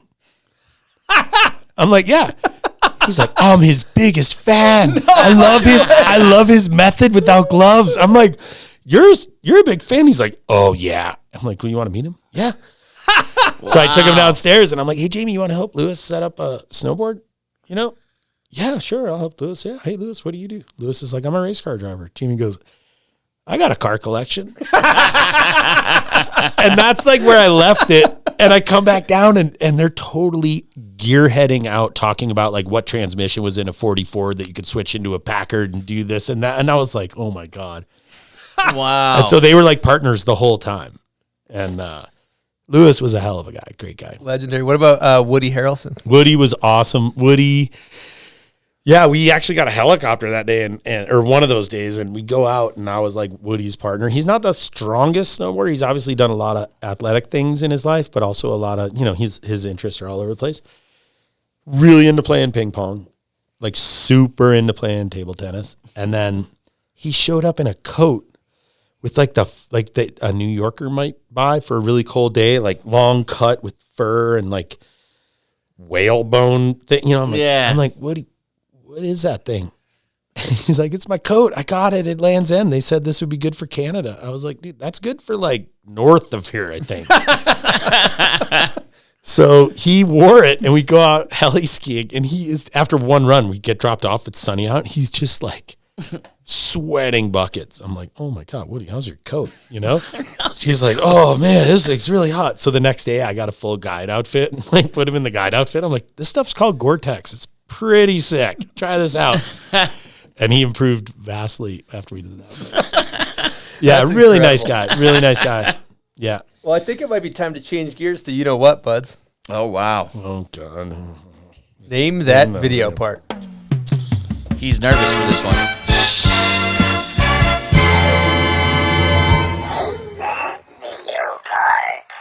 Name that video part. We currently don't have a sponsor for it, so it's presented by the Patreon members. If you guys are a Patreon member, this is a podcast supported by our sponsors, but also by the people.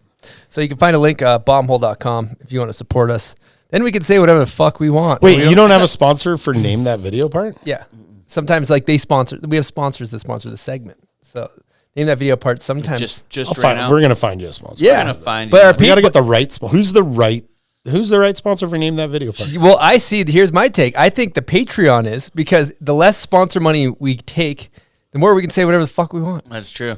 And so, you try to walk that balance where you can kind of, say what you want and not piss anybody off. And that's the beauty of having a free media company. Well, there you go. All right. Well, now I know. So that being said, what's your confidence level 0 through 10? My confidence level is TB3. Okay. As long as it's from TB3. Between you're TB3 confident? and TB10, I'm like in the first three. Maybe I got it. Okay. Gotcha. I'm that. Well, we'll see how you do. Godspeed. Here Oh we my go. God. Okay. All right.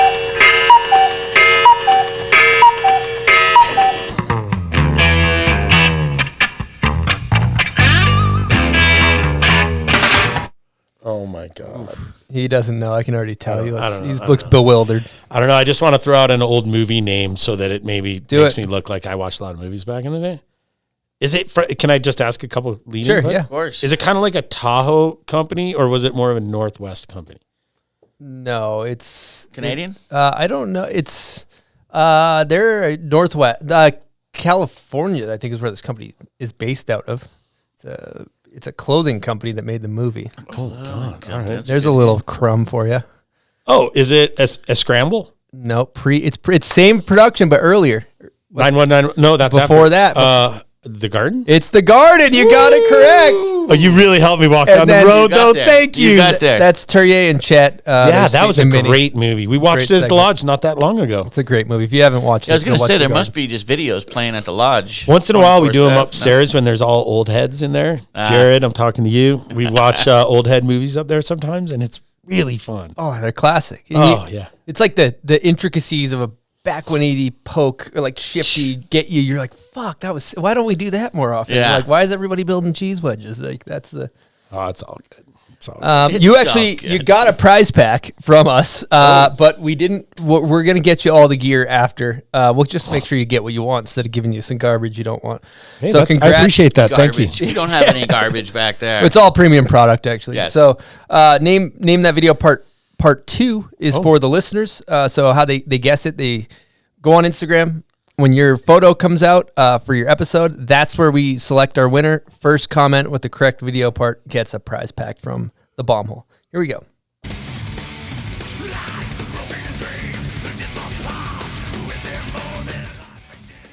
Okay. That's I some totally heavy know metal. who that. I know that one, You but do I'm not going to say it because I don't want to. Everybody tries that. Well, thank you guys for playing. Name that video part.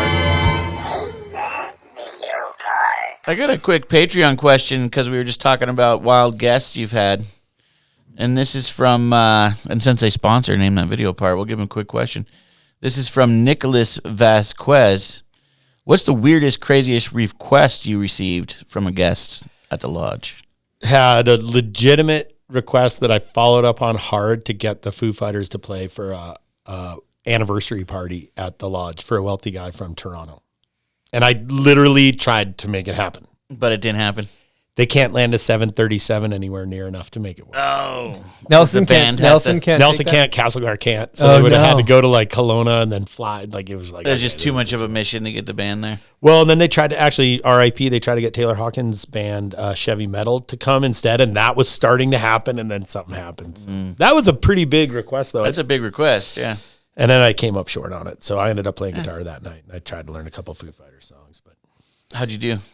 great, killed it. Killed it. As far as I'm concerned, it was great. So one thing we were talking about off air, I think that's kind of cool is you're kind of mentioning, you're like, oh, it seems like you guys are doing really well with the Bomb Hole and people love it or whatever. And you're kind of our response is like, for me and Bud's like, we don't really notice because we just are recording podcasts all the time. And then we're just constantly working on the next thing. And all of a sudden, like you pick your head up, you're like, oh, a couple of people are listening. Cool. Do you feel like that's kind of what's happened with the lodge where you're just constantly going? I'm really in the moment up there and trying to concentrate on everybody's safety and the staff and the experience and the weather. I'm always like super tuned in. So yeah, it's hard to really it's hard for me to have a perspective on Baldface at all. But once in a while I'll have like a sweatshirt on or be traveling somewhere and I'll see pink flagging tape on a bag at like an airport or something. And it's really trippy for me because we make everybody put pink flagging tape on their bag the day they leave so that we know which helicopter it goes on when it goes out. You have blue tape when you come in, and then you have pink tape when you go out. And every once in a while when I'm traveling, I'll see pink tape and go up, and then it's like this huge reunion. And I realize the spread that we've had over the years. And some people leave their pink tape on like all year long. I did. Yeah. And I hear Baldface homies being like, dude, I met Chris in Cabo and he had pink tape and we ended up hanging out. And it's like that part's really neat for me. And, having the opportunity to come on a show like this, I did the air hole with Jody a little while ago and Airtime. Sorry. Air hole's another thing we got to talk, but to hear from people that maybe it moved the needle for them a little bit to kind of go back and tell my story or maybe connect with those people one-on-one and give them a little time. I just think you talk about giving back and increasing participation. That's kind of how I feel about business is like, it's not a competition. Like I'm not in competition with you. You're not in competition with Bridges. Like we're a gang. We're all in it together. It's us against rollerblading or against golf or whatever you want to call it. But like we're snowboarding, man. Like we're not fighting each other. Are you kidding me? We're brothers. Like that's not how it works. The more we can foster that with everybody, the better I don't know. I'm not doom and gloom on the industry. I hang out with everybody. And totally. We got great people in this industry. Absolutely. Are you pretty much booked up too, like a year in advance? Mm-hmm. That's awesome. I mean, that's a sign that things are working. Well, people rebook while they're there. I give them a chance to rebook for 2 weeks after they're there. And pretty much everybody rebooks it. So it's hard for new people to even come in. They got to go 2 years out. Well, we went and bought another operation called Valhalla, That's where we right. had the competition last year. And this was our first year of really kind of running it under our umbrella. And man, that place is it's the next step up in terrain for sure. I've heard that. But it's super raw dog. Like it's a long drive in there. It's a lot of screwing around. You get up there, you get your runs in like seriously incredible terrain. And then you got to go back out and muddy road and do all that stuff. So over the next couple of years, we're going to try to get some accommodation going up there, improve some things, kind of start working our way just like we did with Baldface, but hopefully at a little quicker pace and get to a spot where we can have some accommodation over there. And there's no lodging up there and all that. No, most people stay in Nelson or the Airbnb in the Slocan Valley and then go. Okay. Now, but that place I'm plugging it because it's going to be good. sold out in like a year. Dave Simnewski books it like pretty much every day anyways, so there's no room. He just has Fat Tire Cruise. Fat Tire really understands that terrain now better than I do. I'd like to talk about something that's fascinating to me because I think maybe societally, we're going to get a little deep here, but societally, I think a lot of times people put emphasis on things, right? You're like, oh, I really want to get the new truck or car or fucking house or whatever, and you're chasing like these things. And if you look at Baldface, I've went up there and it rained and then it got cold and it was fucking icy. Oh yeah, that trip. And it was one of the best experiences of my entire life.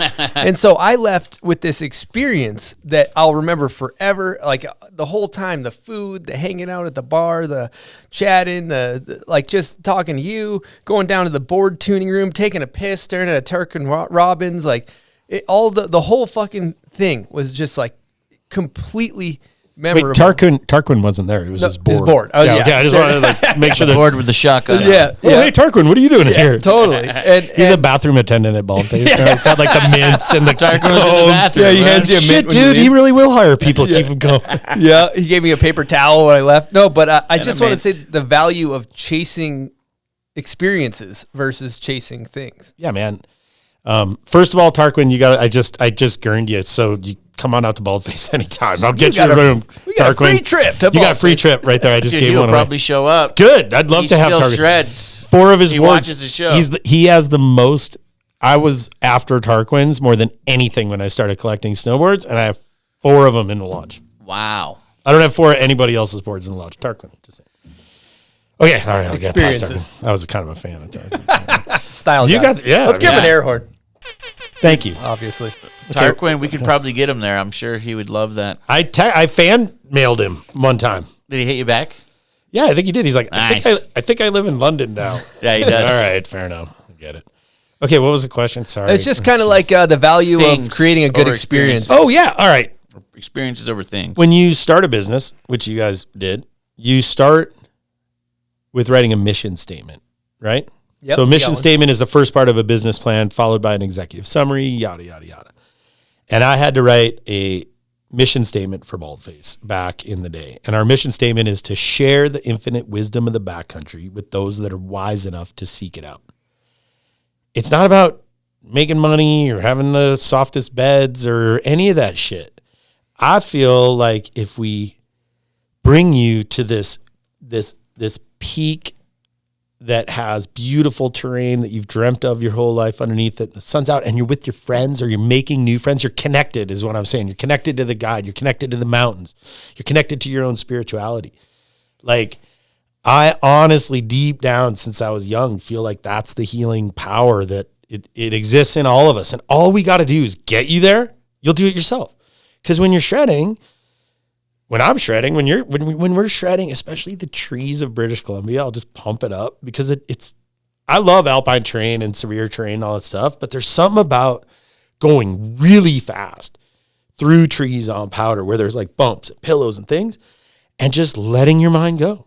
It's almost like a meditation for me, especially on this thing where I feel like I'm an animal not thinking about, do I go to the left or the right of that tree or do I jump there? Like, I'm just freaking connected to the best part of myself, making great decisions. I'm not hitting trees. You know what I mean?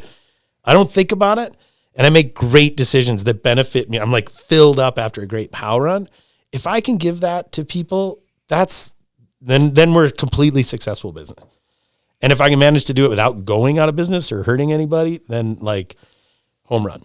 What's amazing is Chris went there. The powder wasn't good. It was awful. Still had that great experience. 100%. Because it's the connectedness, and that's it. We're a gang, and that's our clubhouse. Yeah. And like you feel like you got like people who come there for the first time, like they feel like they got a seat at the table, and they feel like fuck.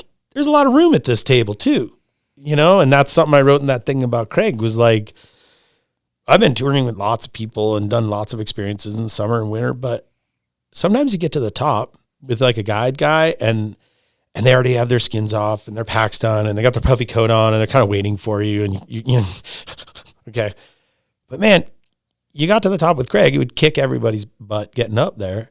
And sometimes he would even wait, not at the top, so we could all get up to the top together. Or when you got there, he'd be waiting like, hey, way to go, man. Like none of this like, oh, I'm cold, I've been waiting for you. Like kind of passive aggressive bullshit stuff. It's like, don't you love it when people are like, I'm so glad you're here. Welcome, man. Lots of room for you. Like we got to get that going more with people. And Baldface is a great place for it because we've created this space that just opens your heart and you feel so great. You're so inspired by the views. And then you hear these great stories from people who've made it there. And I don't know, I guess that's why we do it. That's it. I've heard the food's amazing too. And the bar's fun. We have, all of it. I mean, it's hard because I could go into Sean Colley, the chef, and all the people. There's so many pieces to the puzzle, and people have shit. You know, that's the thing. Is over 25 years we have like 108 employees now, and we grew up to that. But one of the things I never really thought I'd have to deal with was like you really fall in love with your employees, and sometimes you have to say goodbye. Look, I'm on the bomb. So sometimes you have to say goodbye to those people too, and it's really hard. That's probably the worst part. Yeah, and is COVID like, even made that harder, huh? Well, people change, you know, and then people die, and people's kids get sick, and people, you know, all sorts of shit happens to people. You got to have a really open heart to all of it, but sometimes it really hurts to say goodbye and just be like, this isn't working, and now it's a business. You know, we've been friends and working together, but now this isn't working, and I got to just like do what's right. Those are the hardest things. And to their credit, that's the shit that makes you really strong. That's the Jeremy Jones in the gym, is like working through those things and just trying to hold a shred of integrity through those things is so hard. And you look back at them and those are the ones you're like, God, I could have done that better. Shouldn't have taken them out to lunch. I should have done that. You know, you're like, those are the hardest ones. Does everyone stay up there too? Sleep there? And 7 days on, 7 days off. Wow. So, I mean, these guys are family, so it's got to be hard. Dude, yeah. 100%. You're living with them, working with them. 100%.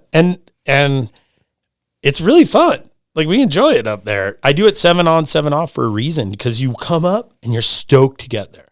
Mm-hmm. At the end of your 7 days, you're stoked to go back down and see your friends and go snowboarding in town. And then at the end of that 7 days, you're stoked to go back up to the lodge and get free food and fuck around. Like, yeah, that's a pretty cool program. Yeah, and they're all looking forward to seeing each other, you know? Yeah, they're all good friends. And Totally. That's really cool.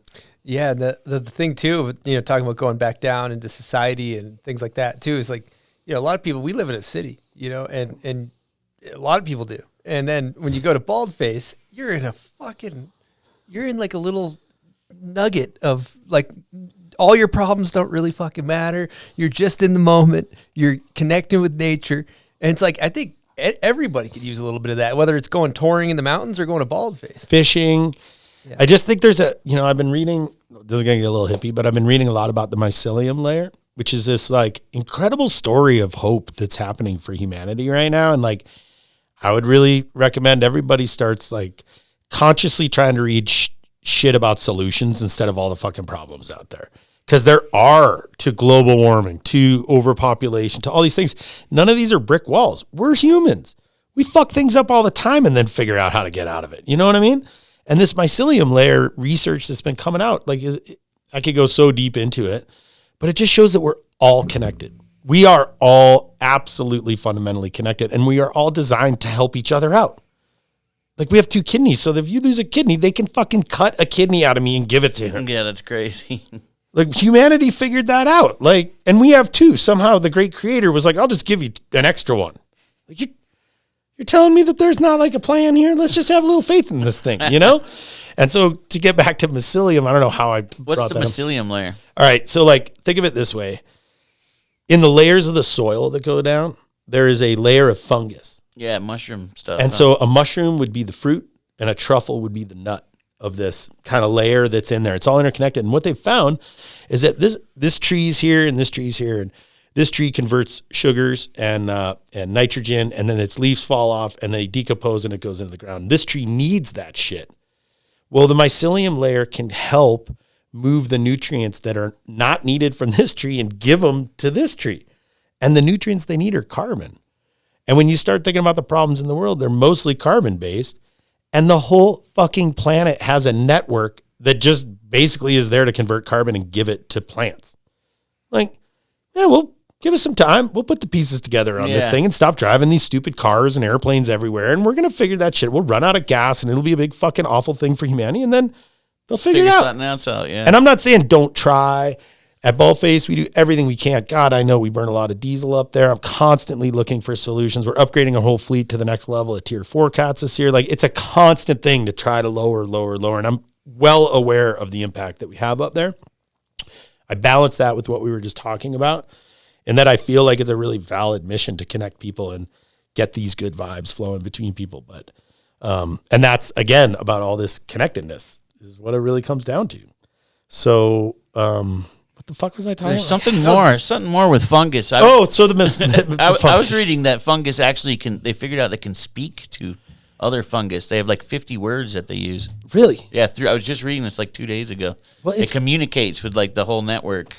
It's crazy. Yeah, they're learning and they're finding so that even the hallucinogenic mushrooms and the psilocybin and the LSD and the MDMA and all these things that you kind of like, drugs, or whatever it is.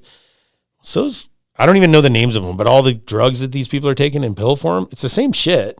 But now we're starting to realize that like nature actually has all that shit for antidepressant or anti-anxiety, even on that level. Like, there's natural compounds that are yours for the taking. If you can identify them and figure it out, like, I don't know.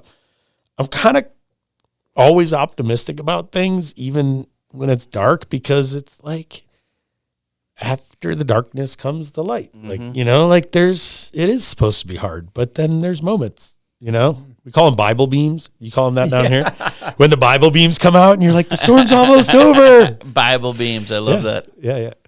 No, there's a lot there. And I think the one highlight too in that is like focusing on solutions instead of problems. Totally. Because we see a lot of the Hey man, inverse. You ever teach anybody how to snowboard in the trees? I don't know. They'll go and they just like go into tree wells all the time, and smash into trees like resort riders. You never go off the run. Yeah. And then you tell them, look, man, look there, go there. Look at the trees. You're going to smash into the trees. Look between the trees at all that powder. You're just going to link it up and ride powder. It's the same thing, man. Like, watch the awful news and get concerned about a bunch of shit that's not even happening. That's like, I don't even know why they're telling you. Like, what, you know what I mean? Look there, go there. It's like, look there, go there. You want to find a bunch of conflict and shit to get upset about and tie your guts in knots? Like, it's your choice to do that. It's also your choice to read about the mycelium layer, read about, like the Stoics, like these lessons that have been learned over humanity, hundreds of generations. It's like, the Stoics are amazing, dude, You know what I love about that stuff too is you think when you read those types of books, you're like, all right, I think my problems I'm dealing with are uniquely set to me. And you're like, wait a second, these guys have been dealing with the same fucking problems for thousands and thousands of years, and these guys actually wrote about it. Maybe I should learn something from these fucking guys. The Stoics, like, they didn't have pen and paper or this, so they had to take all their. This is what the ancient Greeks did: is they sat there and listened to the world. And then they would like think of how to say something that you could fucking carve into a fucking rock. So you got to be like real good with your word choice. True. But these stoicisms are just like these 5-word little things that are just so true. And I don't know why I haven't been paying attention to some of these guys, like Ryan Halliday, some of these guys. I listen to every one of Ryan Holiday's books. I've read all of them. Unbelievable. Yep. And it's like, where was this when I was in my 20s, man? Yep. I would have sure saved a lot of stuff. For the listeners, because they actually devour the stuff that we read, the Daily Stoic, but you have Ryan Holiday, who wrote Ego is the Enemy, Stillness is Key, which is a lot about Baldface Lodge, getting out, connected with nature. Highly recommend Ryan Holiday. And then he has Stillness is Key, Ego is the Enemy, and there's one other famous book that he's written. He's got a trilogy. And Courage is Calling, pretty good. Just finished that one. And then, but so if you're looking for some good reads about Stoics, Ryan Holiday. Or if you're looking for something really easy, his Instagram is called The Daily Stoic. Yep. And he just puts up these little things, and like halfway through the day, it's like, oh yeah, I get that now. Yeah. They kind of sit up there for a little bit, and then you're like, damn. You know what? One thing he says. Sorry to go on a little tangent about this, but I love this topic. I'd love you to continue on the tangent. One thing he always talks about is finding external solutions for internal problems. So a lot of times we think, oh, well, I'm unhappy. If I just buy a new car, that'll make me happy. Well, that solution has nothing to do with the fucking problem. The problem is that you're emotionally bankrupt and spiritually bankrupt because for X, Y, and Z, and you need to work on yourself. And no amount of money or buying a new car is going to fucking solve your internal problem. And he writes all about this kind of stuff. And so I love that you are familiar with Ryan Holiday because he's awesome. Michael Singer is another really good guy. He wrote this book called The Surrender Experiment. It was really a life changer for me. My partner Dan recommended it to me, and he was basically like a meditating hippie in the 60s in New York, and bought like a little farm and would just meditate there. And his whole meditation was like, I have no fight in me. I'm gonna just surrender to whatever it is. Say yes. Just okay. He ended up building back then, like a $400 million data processing company because he was kind of good on the computers back in the day. He's a wildly successful entrepreneur, but that book is a really amazing book about not setting expectations and just being here and just doing it. And his story is a great story. He's a great writer. Awesome. Love that stuff. The literature book nerd talk is good stuff. And one other one I would like to add is also book club. I just followed the Daily Stoic just so I didn't forget. And then Robert Greene is he was Ryan Holiday was his like protege. Robert Greene, who wrote 48 Laws of Power and a bunch of other books, he's like the expert version of Ryan Holiday. If you want to like fucking get your wires crossed a little bit, reading some heavier Stoic type of stuff. I'd like to propose that we get E-Stone to do a similar thing that would be the E-Stonic. The Daily Stoic. Yeah, and it would be like those. My dog, it's all good. I got to think about that for a while. Yeah, it is all good. My dog. I am your dog. We could start that up. The Daily Broic. Another one thing I was going to say earlier when you were talking, I was thinking you're thinking about riding lines through trees and things like that, and the Craig Kelly line at the top of every line, before you drop in, very, very great advice for anybody thinking about riding natural terrain is this famous quote: "Be the ball." It's like as if you're going to roll a ball down the hill. Where's it going to go? Yeah. Yep, that's how he rode. Mental. I don't even know what to say. I got to stand there and watch a lot of that shit, and it was like, damn, that guy is fast. Arms, like every little thing was just like goddamn perfect, man. And the breathing, he would breathe really loud, right? Oh, yeah, all sorts of things. He ate. That dude would eat some things, right? Like some of the best guys eat the weirdest shit. Right? Like what things? What do you? We were out there once, and he had gone in, I think, Norway for something or Greenland. I don't know where it was. And he had this bag, and I thought it was beef jerky, but I was touring behind him, and it was like, it smelled real bad. And we come around a corner, and he's like, "You want some?" I'm like, "What is it?" And he's like, "It's dried black cod." And he would like, you know, and Super like love that fishy, yeah. shit. I was like, "Oh, this is superfood, man. This is really good for you." I was like, "Wow, dude, you're dedicated." Because that smells bad to me, but yeah, you like that shit. It Amazing. was just super fishy, huh? Out, you could smell it outside in the mountains, like fish smell, like the cougars and everything were running that way. I was like scared, get bit. All right, buds, I think it's time to crack a pub beer, huh? Woo! My favorite time. Favorite time of the day. This is the pub beer crapshoot.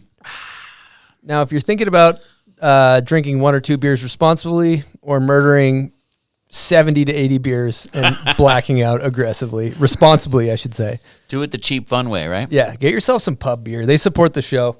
Support them. Now, you take this dice Okay.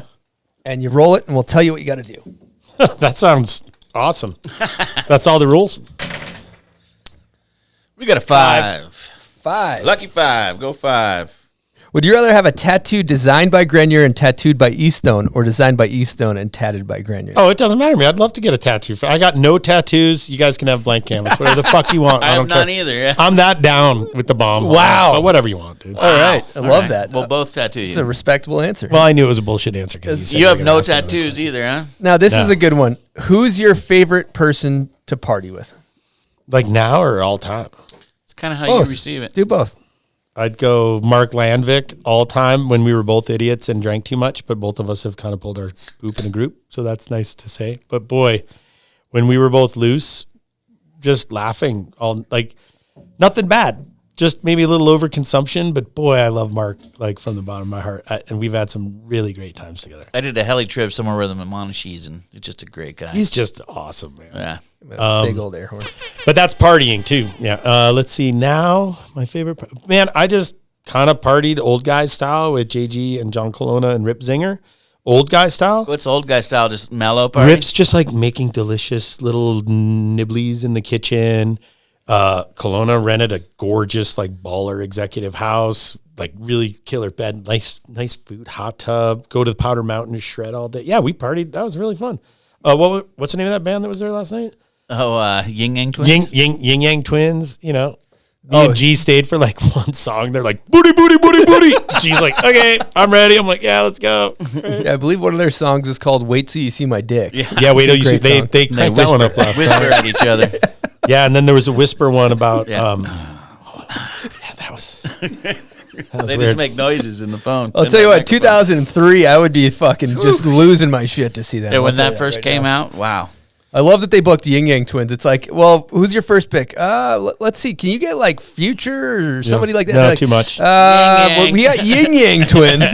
Fuck it, we'll take them. Let's take them. They were pretty good. I gave them a lot of credit. I don't know. I didn't really know what was going on. I haven't been to a hip hop show in Utah at a golf course in a long time. At a golf course. And Rip Zinger, I love how he just kind of goes through life. The way I met Rip Zinger was, I think I was at the Dirksen Derby, and you're in line at this coffee shop, and, you know, they call your name. Like, I think I had a smoothie that came up.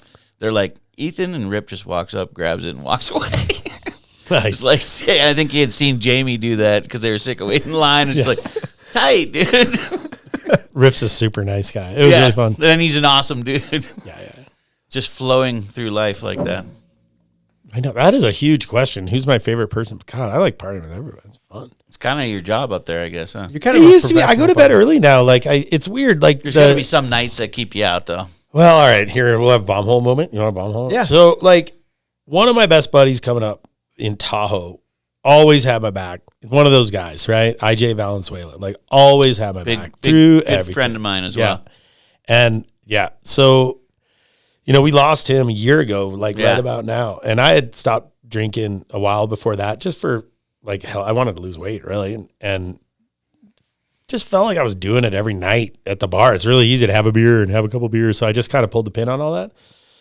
And then I experienced losing a friend to liver failure and alcoholism, and I'm pretty close with Ige. I would talk to him once a month or so, but I didn't know that he was feeling the way he felt and going through what he was going through until really like towards the end, and we started talking like every day, and I realized I was like losing him. And there was moments when you lose a friend where there's hope, and then the hope fades, and then there's another little chance. Oh yeah, and then it's like, and then you get the call that they pass on, and it's freaking hard. That shit is super hard. And so this was the first winter I've had the bar open since then, and I really found I just didn't want to be around it. It's something I'm struggling with right now, just because, like we talked about partying, and like it's a great place to go have your booze and stuff, but then there's a sad side to it too that I see where people just kind of aren't really doing it to just have a good time. They're just doing it because it's a habit to have another drink every 15 minutes until you pass out at night. And there's a lot of people who do that. So I'm trying to. They do it every night, huh? Yeah, and you see it up there, and I don't think I realized it until experiencing what we experienced with our friend Ige. Yeah, he's such a rad human too, and so much positivity, and had his challenges and this that. But I just found it hard after like 10 o'clock at night to be at the bar this year. So I was just kind of like stepping back, doing my old guy thing. I call it light fuse and run away. So like, you put on the booty, booty, booty song and then crank it up and car bombs, and then I'm out, People see you. Yeah. But that's some of those guys are on vacation though, so. I'm good with it. I'm totally good with it. It's just, I can control what I witness and what gets into my heart and stuff. And I think I'm still pretty raw from that one. So I'm just like giving it a little space and enjoying people on the mountain a lot more, and in the mornings a lot more, and like at dinner, and then I just kind of let them have their fun. I love sneaking out. That's the thing too. I also realized it's like I gave up drinking years ago, and you, it's like the partying that you miss at night, you make up for because in the morning you're excited to go get some. Oh yeah. And so there's gives and takes. But how's the adjustment been without hammering beers? No real adjustment. I mean, I still will drink a little here and there. Like when we go to Japan or we take a trip with my partner, it's a really special whiskey, and it's like, yeah, that makes sense to me. It's just the daily like hammering beers, having wine at dinner, a couple cocktails here and there. Like I love Mexican food, and we really don't have any good Mexican food in Canada that I've found yet. So when I come down here, in my mind, I'm like, I want a margarita and I want a combo platter with like 3 things on it, and I just want to be left alone with that for a while. Alone. You know what I mean? Oh yeah. Now I'm not gonna have 5 margaritas or anything, but it's like, yeah, man. To me, I'm like, yeah, you're in that one. It's been like 3 years since I've had a combo platter with three pieces on it. And as you get older, you realize too that high end, super expensive whiskey is definitely worth paying for over that like Aaron Blatt. He should probably get an air horn for that because he knows the top shelf at Baldface as good as anybody, I'd say. Oh yeah, does he hit that top shelf? Well, exclusively. And then he starts strumming on the old guitar. Oh my God, on that guitar. I play guitar with him, and I feel like we've played a lot together. I play with a lot of people. Right? Blue up there, of course. Woo. Who's your favorite person to jam with up at Blatt? Wow, dude, he rips. Blatt. I can give you the list though. It's like there are so many good players out there. Interesting stat. Jamie's pretty sick too. 50% of households in the United States have an acoustic guitar in them, and 50% of those have more than one. Pretty amazing statistic. So that's a fun fact. Yeah. At the lodge, we got all these guitars and amps, a keyboard, and a bunch of stuff. We really encourage. I play all the time. We encourage people to kind of have. That's what I do in the evening instead of hanging out at the bars. We're doing jams out in the lobby, right? And you give someone the chance. It's the same as shit. I'm realizing right now. It's the same as snowboarding. You give them a chance to jam with some people. They're playing alone. They don't get a chance to play with 3-4 guys. And like, fuck, people come alive. We have the funnest jams up there. So yeah, Blatt, Wes Makepeace is really fun to play with. Wes rips. Scott Sullivan, I would also be a favorite. Like Scott is a god on the guitar too. Jamie's really fun to noodle around with. Like Rav, noodle. You get up there. I haven't had Rav up yet. Yeah, there's lots of good players out there. Lots. It's fun too when they all get together and jam. It's such a cool thing. So fun. We got a guest question from Pat Bridges. Here we go. Oh God. Stone, Grenier, Bombhole listeners, this is Pat Bridges. I am honored to have the privilege of asking longtime friend Jeff Pensiero a question. So, Jeff, as somebody who created a place that is on so many snowboarders' bucket list, I'm curious, what are the places you have yet to go ride that are on your bucket list? Really interested in seeing what you would say and seeing what we can all do to make that happen. Oh, bridges. Also, I just want to say thanks for all the years of friendship, good times, good laugh, good turns, and also all the advice. So, hope all's well. Can't wait to hear what Jeff's answer is on the bucket list. And yeah, take care. Bridges. Great question. Great question. Great guy. Great guy. Great guy. Pat. He's become one of those guys that I'm like, hey, Pat, what do you think about this? And then he calls me, what do you think about this? I'm thinking about starting a magazine. Oh, yeah, what about that? Like, we really have this great kind of brotherly business relationship. And we've got like 20 years together under the belt. So it's like, I love having Pat on the other end. He loves to talk biz and chop it up too. He sure does. He's a sharp kid. Yeah. Although he's very an sharp. old dog like me now. All right. Sharp kid. 2-part answer. Part one is, and I'm hoping to do this in the next couple of years, I really want to take my family on a trip. We've never done it. I'm in the business. I've never done a ski trip or a snowboarding trip with my family. So like, I'd love to go to like the regular spot. I don't even know where you go. I don't even know where's where the regular spot.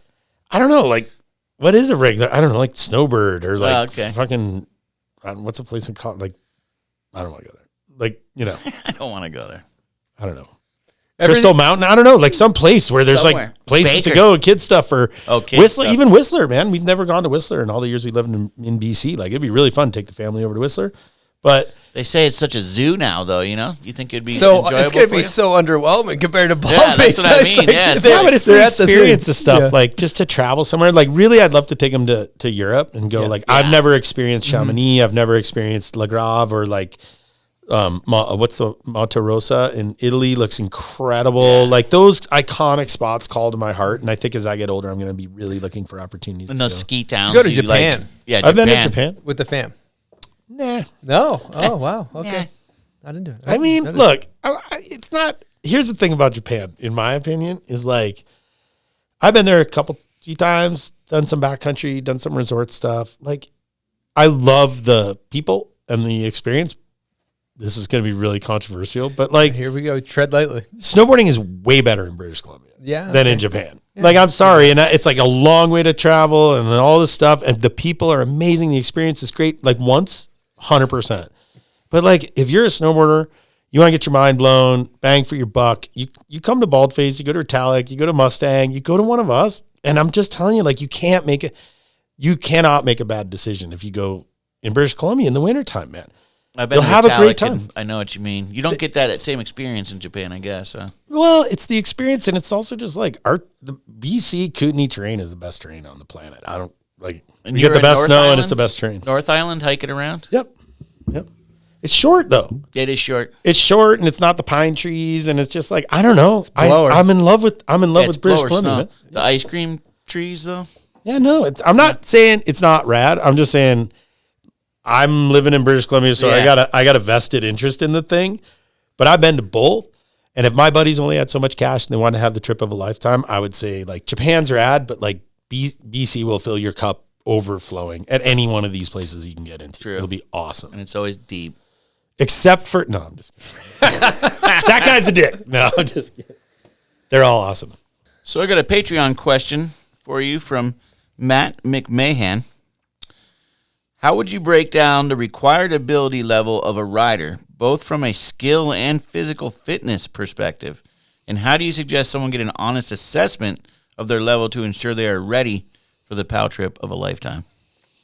Great question. POW trip of a lifetime. Ability levels, like you should be able to go to your local ski resort, snowboard spot, and ride through trees. That's it. There's no cut runs. There's no grooming. It's backcountry skiing. So it should be like, go for a little hike at your ski resort. And really, if that's the first time you've ever done it, go for a few and get some friends and start getting an understanding of what it's like to go kind of what we call off-piste. Once you get to that, you're good to go at any of these places.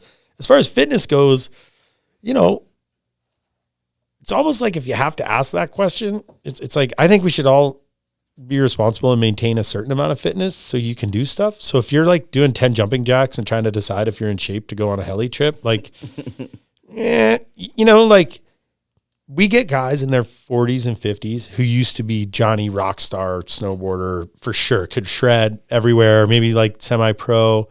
And then it's the big wake up call when they come to Baldface and their legs aren't there and their lungs aren't there.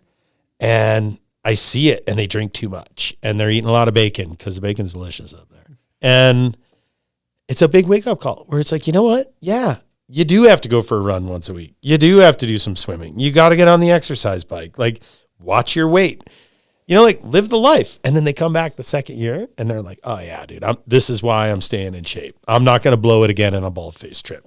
So I'm doing a class once a week and I'm doing this thing. And it's like, it turns people around. So a lot of times Baldface or one of these places is a wake up call in your middle age to be like, you don't have to carry that extra 15 pounds around. You really don't. Like it's, when you have something to strive to, it's really easy to do that kind of stuff. So I'd say stay in shape all the time. You don't want to be that guy that has to take that day off in between, huh? No. Supposedly Bubs helps with that as well. I would get collagen. Yeah. BubsNaturals.com, promo code Bubs. Probably put some of them apple cider. I'd take those apple cider things. Actually, that's my answer. Edit. Let's go, Bubs. Apple cider gummies. What's the story with this bacon? I mean, Jess Kamara had me just every day. All I heard about was this bacon at Baldface. Yeah, bacon is so. Is there something special you do with the bacon? Or? Yeah, like Sean Colley's our head chef, and he is a snowboarder. He rides for Rive, right? Like Sean's legit. He cooks in his snowboard boots and goes outside and like fucking hits a little rail that he welded himself and then goes back in and like takes the shit out of the deep fry. It's like crazy. But we wanted to come up with something that was really like ours that we could do. And our whole thing is trying to not buy so much packaging all the time. It's just part of what we do. And so we smoke all our own lunch meats. Luke Edgar came on with Traeger, became a sponsor of the lodge. And we were like, what can we do with these things? And Sean was like, let's just buy whole pigs now or pig bellies. We'll butcher them ourselves. We'll brine them, smoke them, slice them by hand, and we'll have hand-done homemade bacon at the lodge. So this has now become a thing. Wow. Like a big thing. And the bacon really is, Sean cares, and it really shows. Like, it's not too fatty, and it's not like they really do. Got to a science. Yeah, you're bringing the pigs in. I mean, that's dope. People who know I'm not saying, well, like Jess goes to breakfast and she brings a plastic bag. Yeah, bacon. Yeah, pocket bacon's everything. Pro tip. Yeah. Now, we didn't really talk too much. You kind of talked about the Supernatural, the first event, but we didn't get into, you guys just hosted the natural selection. It took 2 hours to get to that. Yeah. We don't go in order. Amazing. But how was that fucking experience for you? It was hard. It was really hard. Yeah. It was really hard. It was just hard coming out of COVID and really trying to I wanted to run a good year this year. And in January, we had to shut down for a week after Omicron came along, and it just devastated the town and the staff. And it was so we lost a week of revenue, which is really hard when you only make money for 14 weeks out of the year. And we lost it was it's just a lot on my mind this year with the business. And we had some health problems with a couple of the staff. So we were covering for some stuff with them. And it was challenging year before Supernatural or Natural Selection ever showed up. But then, I don't stress about the weather that much. It's it is what it is. And the film shooters have a different way to look at things and, get stressed out that there's wind in 5 days or not. It's I don't know. Let's just wait till the night before and see if there's, I don't know, forecasts or what there. But, the final product came out really good. We got to do these duels and I knew we could do the contest. We worked hard on that face, and there was a little bit of Travis pushing on building those cheese wedge jumps and this and that can get a little tough, really, especially since we've been working together for a long time. So we have a familiarity that I think can be kind of construed as disrespect either way. If I'm shut up, Travis, we're not doing that, and then he can kind of stomp off, and then he'll say something to me, and I'll be like, fuck you, dude, but we come together again, but those are hard, and I love, Travis is like a brother of mine, for sure, but the duels were really hard, man. And we didn't really have a plan on when I execute things from a safety and an operations thing, it's like, man, I got to know what it is and just tick shit off a list and hire people in advance so I can have all these things. And it was just such a moving target the whole time, trying to figure out like where the sun was going to be good and the snow was going to be good, and which feature we could use for which battle and who's going. It was all like, I give Liam Griffin, like, I don't even know how to describe that guy. He is just a goddamn supercomputer with eyeballs, you know? And the way he holds it together is, you know, biblical. I don't know. He's incredible. So trying to figure out those duels was really, really hard. And at the end of the day, I think they came out great. And it's like a proof of concept that we could do this kind of competition format without doing the whole big scary cherry face. We actually did 2 contests in 11 fucking locations in 7 days. It's insane what we pulled off. But man, it was hard. And really proud of what they did in Alaska. I haven't made it through the whole thing, but I've previewed some of it. And I just insane to see Trav like have that ambition and that drive and just like not quitting he's taking my advice, but I fucking hate it that he takes my advice because I wish he would just let it go sometimes because he's a really, really driven guy. So yeah, it was a real challenge. I thought, you know, the riding definitely went up a level from Ultra Natural, which was really cool to come back and revisit it with like the new set of riders. Yeah. So all in all, it's pretty rad. I don't know how it's going to progress or what the next steps are going to be with it. And I'm really kind of excited to see. We have a big meeting next week where we're going to roundtable some stuff, but it was the first time since I started it where I was like, I might just be too old to be getting up at 4:30 in the morning to try to take people snowboarding and shoot the stuff. It's a lot of, man, it is a heavy lift. This was the first year where I was like, I don't know if I got this. Like, it was hard. So yeah, kind of really makes me realize this whole succession thing and everything. Like, I got to figure out like what's going to happen as I get older. Cause I don't want to give up these opportunities, but I also like, don't want to be the guy doing all the heavy lifting and making all the decisions anymore. So interesting times. Was that an okay answer? Was that great? Awful? Was that awful? Great answer. I just finished watching, or when we watched the Alaska stop, and I was just thinking about Travis and Liam and the crew and everybody's part. Once that one was done, it was fucking jaw was on the floor. Like, just thinking about the tents in Alaska and all the way from Jackson to Baldface to Alaska, pulling it off, how much they must just be like, holy smokes, I can't believe they pulled it off. I feel that way after watching one. Yeah, right. Yeah. Dude, getting everyone up there camping out in tents, that's crazy. I mean, but like, let me ask you guys here. We're on the bomb hole. Like, 3 events. There's like quarterfinals, semifinals, finals, women's women's just goes semis and then finals because there's half as many in there. Did you feel like it's like too much snowboarding? Do you feel like you're watching too much? Like, I get a little lost in that much, trying to remember one run or who did, you know, like, yeah. Sometimes I struggle with that a little bit. Like, it's awesome, but wow, that's an awful lot of snowboarding to watch. Yeah. Since there's only 3, I think it's manageable. I definitely think Jackson is the mark, like since it's live, the excitement is much higher because you're really, you're watching it real time.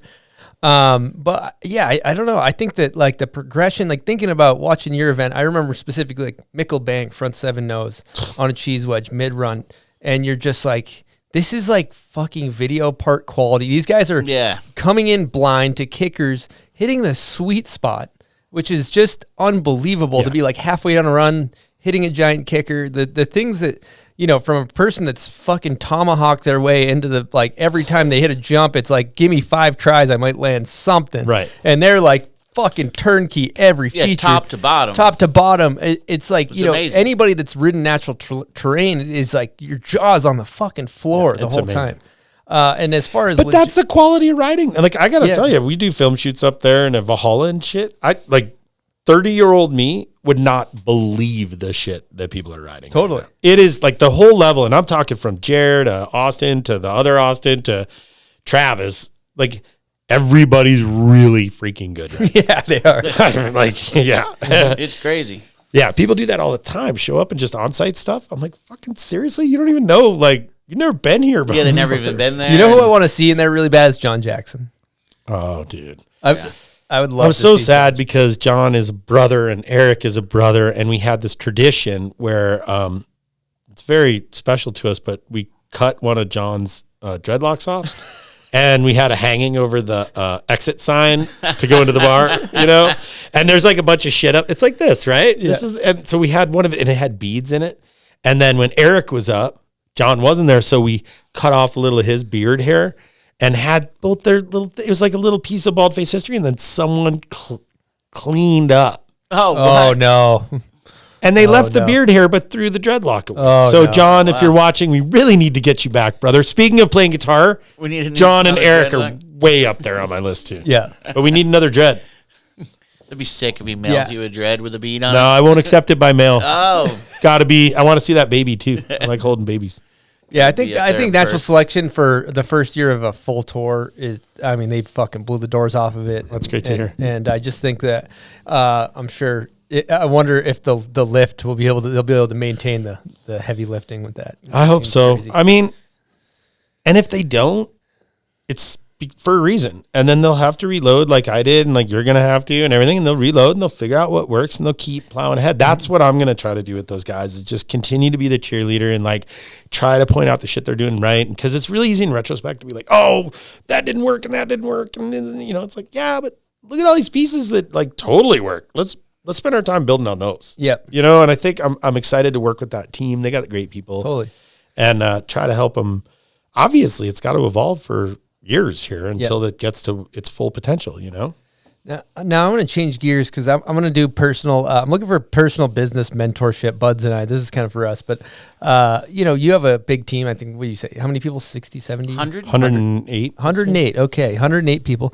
So how do you maintain like relationships? How important is the relationships with everybody that works there? And how do you pick good people, and what makes a good person and people that are part of your team? That's a lot, 108. That's a lot of. How do you make that work? Sometimes I don't, you know, I don't have an expectation that it's always going to work. And there's always stuff going on interpersonal between people. That's just human nature.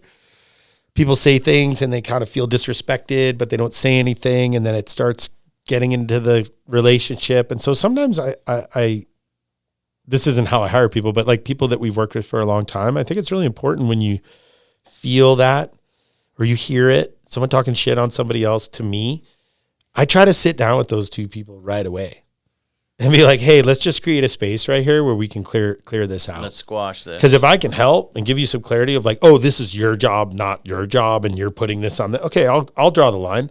But like, if we just need to, if you're talking shit to me and you're talking shit to me, why don't you guys like do this and I'll witness it? Because it's always good to have a third person in the room so it's not a screaming match. And you just kind of take it one at a time. I mean, I think I've had some real successes in that side, and I've had some real failures too, you know, where I've gotten mad at people or had expectations that were met or caught people doing things they weren't supposed to be doing, you know?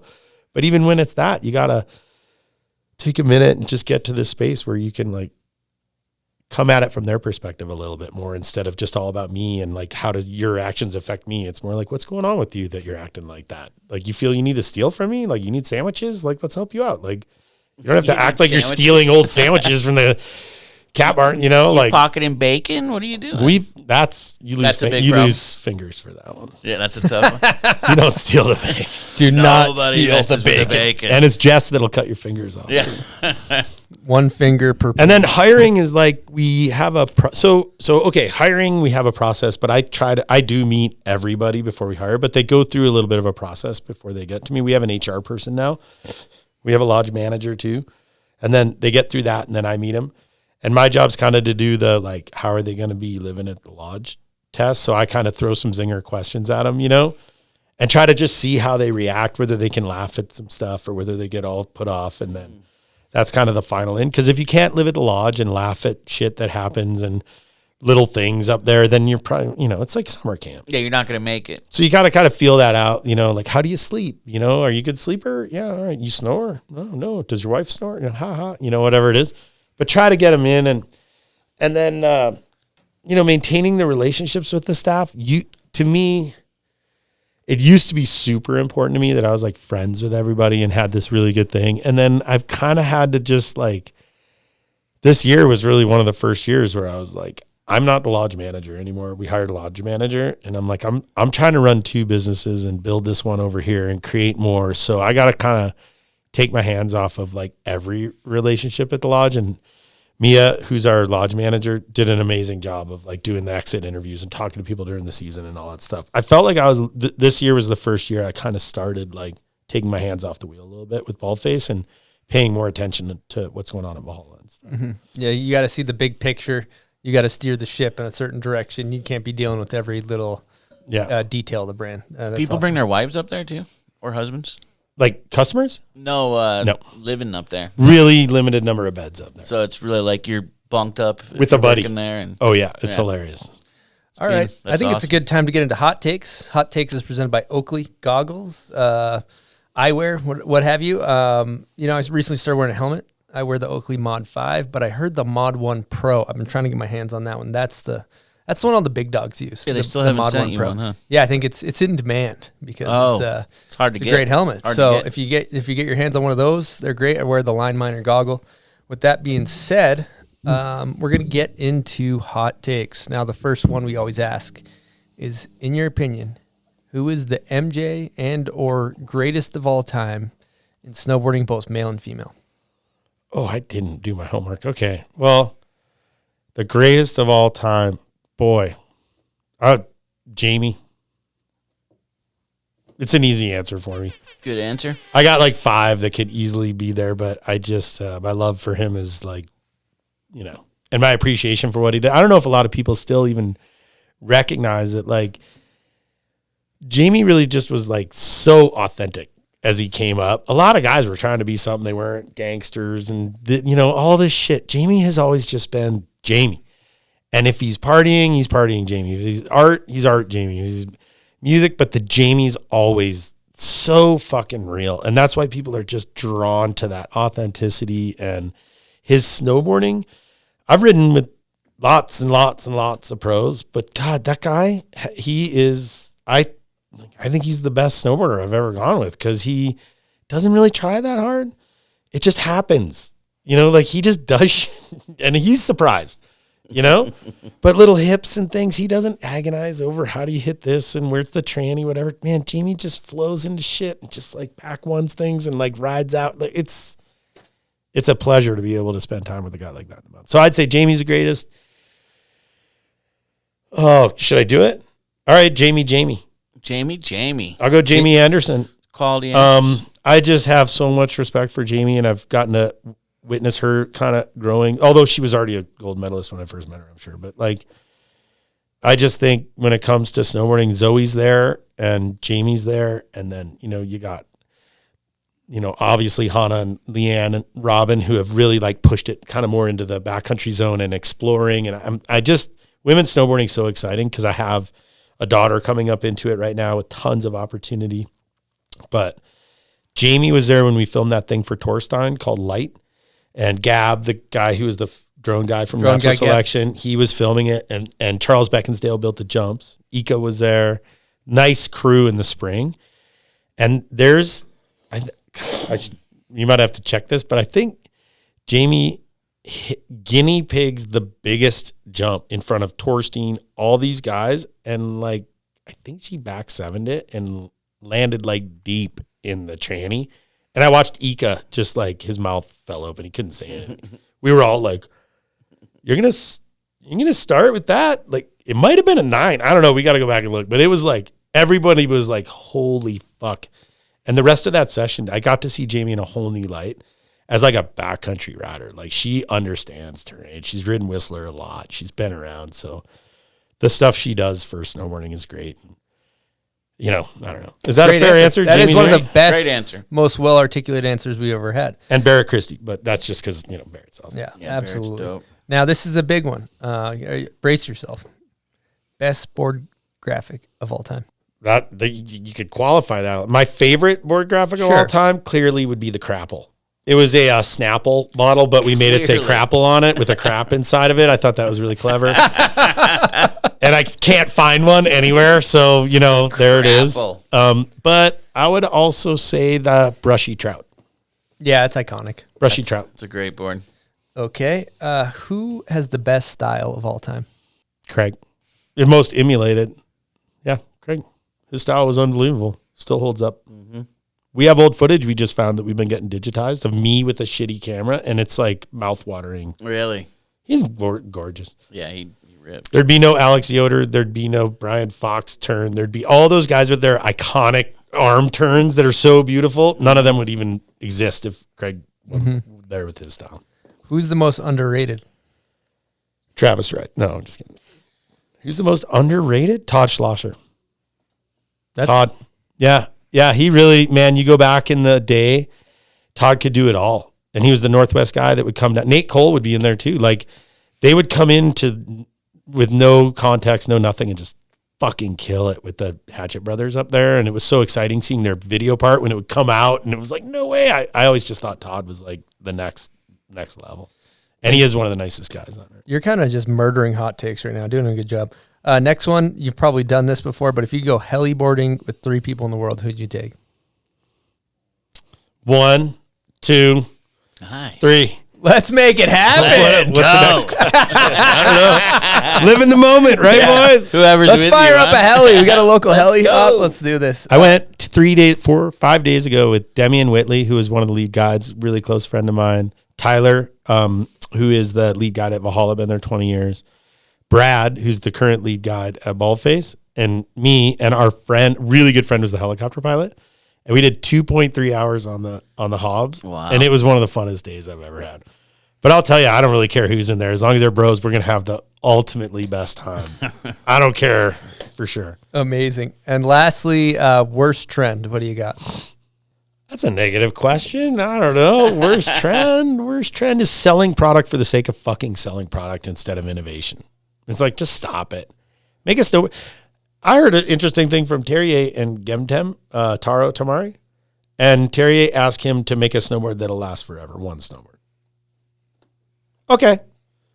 Killer. Like, that's great. Sometimes the phony innovation shit just to sell. It's like, stop milking everybody so hard. Like, come on. Like, I ride old snowboards all the time, and they're actually awesome. You know, like, and a 5-year-old Jamie really rides about the same as new Jamie this year. You know what I mean? Like, unless you're you or some super high level pro that's in the powder, you can ride. Don't anything. lump me in with those guys. Well, you're pretty high. I used to be okay before you started breaking your shit. You were up there. I mean, I'm enjoying talking with you, so I can keep going. But as far as like anything you'd like to talk about, I mean, I feel like we got a great pod. We can start to wrap it up. But if you have anything, you know, before we wrap it up, of things that you want to lay out there, we can do that. I'm just trying to think of like, it's kind of more of a conversation. It's going pretty good. Yeah, it's going great. Yeah, I don't want to keep it going. The worst thing that I hate happens is that people get in their car and they're fuck, I wish we talked about this. And so I guess as a preventative measure, it happens. You know, no, I could just like, I think we got on like keeping it positive, hold on to the good things. Yeah. Like, that's what I wanted to kind of get to is like,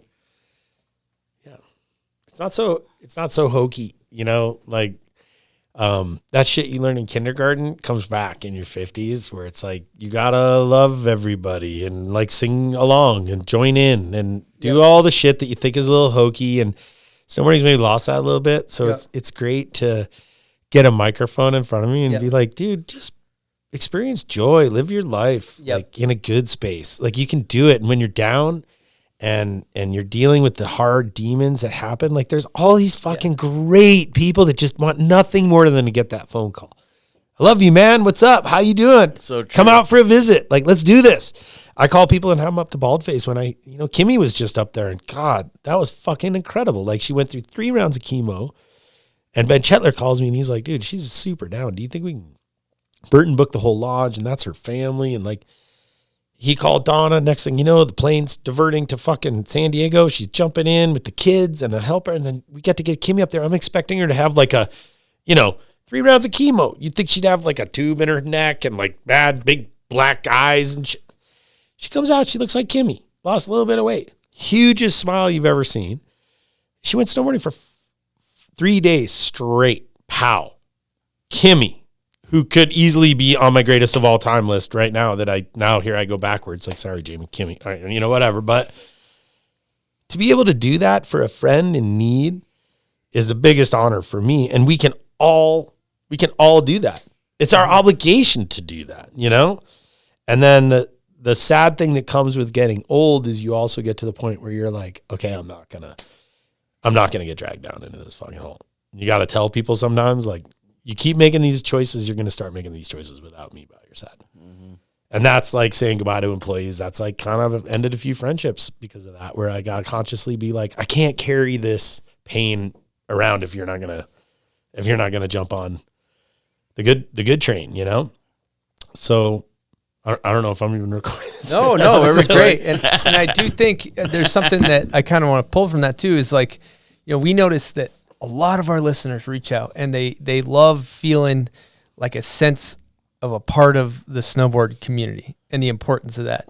And you are a community man. And I think that is something that we can all, it improves our lives when you feel a part of something, and you feel, and we're all snowboarders, and that binds us together. And I feel like you have a very good understanding about that. Well, we are. And like everybody watching this podcast is a Baldface. Like, you're all part of the family. If you're watching this and you're interested in my story, like, you're in. You got a gang. You're a snowboarder. I mean, that's like, when I was young, like, being a snowboarder was fucking cool. Like, I walked around like I was fucking cool because I had a t-shirt on that was a LibTech t-shirt, Yeah, and then you see someone else. You're like, what's up? Yeah, like, we're snowboarders. Men, women, whatever, we're snowboarders. Like, gay, black, whatever, we're snowboarders. Let's go fucking snowboarding, So, there's just so much love that has been invested into me and into the experience and into Baldface that it's like, all I want to do is like return that and like realize that like love and gratitude, it's not something in a jar that you give it away and then the jar runs out. It's like the sun. It's like, it's there. You don't have to worry about it. There's shit tons of it.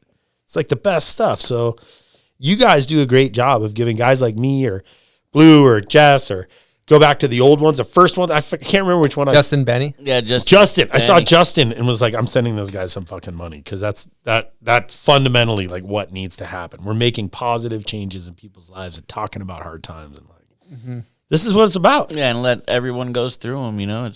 It's recognizing that we're here in snowboarding right now, you two and me, and like somehow we got a seat at the table. You're an idiot, I'm an idiot. Like, we got a seat at the fucking table. It wasn't that hard. Yeah. And I want to invite more people to sit at the table. There's lots of room here, man. You've had 100 episodes. Fuck. You know what's fucking hilarious too is like, I love how like we're fucking dipshit hollow-headed snowboarders and all of a sudden like we have a company and it's like, oh, how do I do accounting? And I love like sitting in front of my desk like, oh, I'm a fucking businessman, like it's like, I'm not a fucking businessman. Yeah, but here's the thing. Here's the thing, you're not, but you're becoming one. Yeah, but it's a joke to me. The whole thing's a fucking joke. We are all a fucking joke. I mean, yeah, we are all a joke. We are all here to process sugar into energy for mitochondria in our stomach. There are aliens that have taken over us. We are fucking pawns tied up in CNN and whatever, but really all we do is serve like 8 pounds of bacteria in our guts that came from outer space. Get over yourself. Yeah. Go snowboarding and have fun. So good. It's like this thing we take so seriously. Oh, I got my big important snowboarding stuff I got to do. It's like fucking, you're taking a piece of wood and you're basically doing glorified sledding, the same shit you did when you were a kid, and like the side of the house. But it's so, it is. But it's like, what if you could convince, what if we were 60 years later and we change the world and we're like, snowboarding is medicine. It is. Mountain biking is medicine. It's better than the compounds and the science behind it because it's all from in here. And it's like, how do we tell people to get on a mountain bike instead of making bad decisions? make some good decisions. You and get to everything. see the people come in and take that medicine too, and then leave changed. And that's gonna be nice. Dude, my girlfriend sees me come home after a good day, good pow day, ripping, and I'm fucking on cloud nine. I land a trick. I'm like fucking. It's like I'm high on drugs. And she's like, oh, you and then bobbing and weaving around the inversely, house, all I fucking excited. broke my collarbone, and I haven't been able to get any exercise, even gym, whether it's the snowboarding or all the things I normally do. I'm off. I'm mentally a little bit off. I'm going to tune you into something right now. What? It's breathing.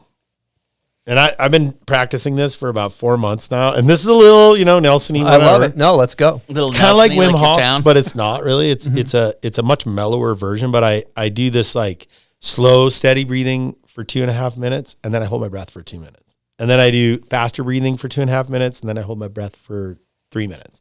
And I do a cycle of 4 of those every morning. And I've discovered that what happens is not only do you like really, it's good for your lungs. It's just a little bit of a workout for your lungs. It's super chill. It's like meditative. Yeah. But my brain, it's like I'm on acid for the first 20 minutes or one of those kind of hallucinogens. When you feel yourself coming on, if you do this breathing in the morning, you start your day with this. It's actually serotonin release in your brain that you're doing yourself. You're not taking any chemicals. It's from the lack of oxygen? It's from hyper-oxygenating. Hyper-oxygenating. And it's from turning your body and getting good with the fight or flight and just like chilling through it, man. Just chill. And then you approach every day with this kind of like excitement, And when you're injured, it's even more important to do stuff like that. Because boy, you can go down a rabbit hole when you're an active son of a bitch like you are, and you want to go moto and this and that, and then your wings fucked up, and you get that. The breathing is actually a really good substitute if you're injured, and even as a meditative practice. But I will share the one I do with both of you guys. It's an absolute game changer, and it's exercise that you do laying down. It's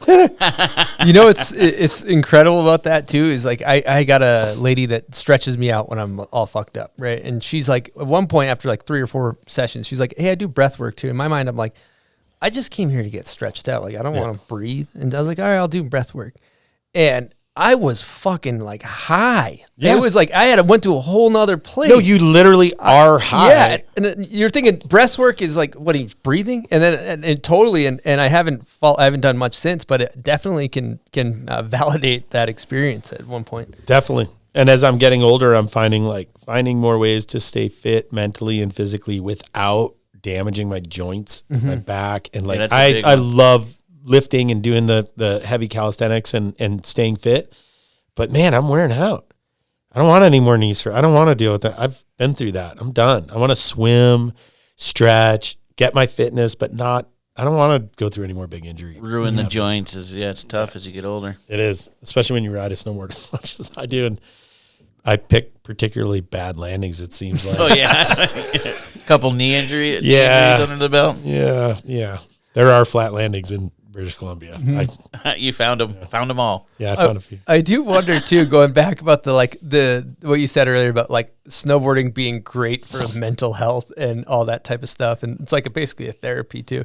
It's like if doctors weren't like prescribing, hey, like maybe you don't need this pill, maybe you just go snowboarding on a daily basis. Or what's your sport? What did you used to do before? People get injured and then they give up, and it's like, okay, what did you do before you were injured? Oh, I snowboarded, but now my knee doesn't bend anymore, whatever. Well, maybe we should try getting you on, fucking golf. Like, whatever. Like, do something, man. Don't give up, going. Man. Just do something you like. Who cares if it's cool or if it's not? Go scootering around the skate park if that, is going to get you moving and doing your stuff. All right, don't scooter around the skate park. Yeah. Terrible example. Scooter around the skate park. Terrible. I got to tell you, for all the Canadian listeners, though. Stand-up paddleboarding. Like, a lot of people can talk shit on stand-up paddleboarding. It's not really my thing, but I live on a lake and I see people doing it and I'm like, fucking, you know what? Right on. They're super into it. It's like older people. They got like... pumping it up on the beach. Yeah, I'm like, fucking ready to go. Yeah. Whatever it is, go do it. Yeah. I'll tell you one thing I did as a kid. I played hockey my whole life as a kid. Didn't play for 15 years. Picked up a pair of skates. Holy shit, is it fun. Just skating around, sticking puck, ripping clappers. That's been really fun for me lately. But we got to get you to Nelson for beer league. Yeah, let me know. What's hilarious. Yeah, I joined a summer league and then I fucking destroyed my shoulder. Damn. So we'll see how many games I miss. But yeah, it sounds like you'll be back We'll be quick. back. We'll be back. Well, you got the college you in, got the man. college. We got enough. I'm drinking enough Bubs. I'll be. Are good. you doing this apple cider vinegar gummies?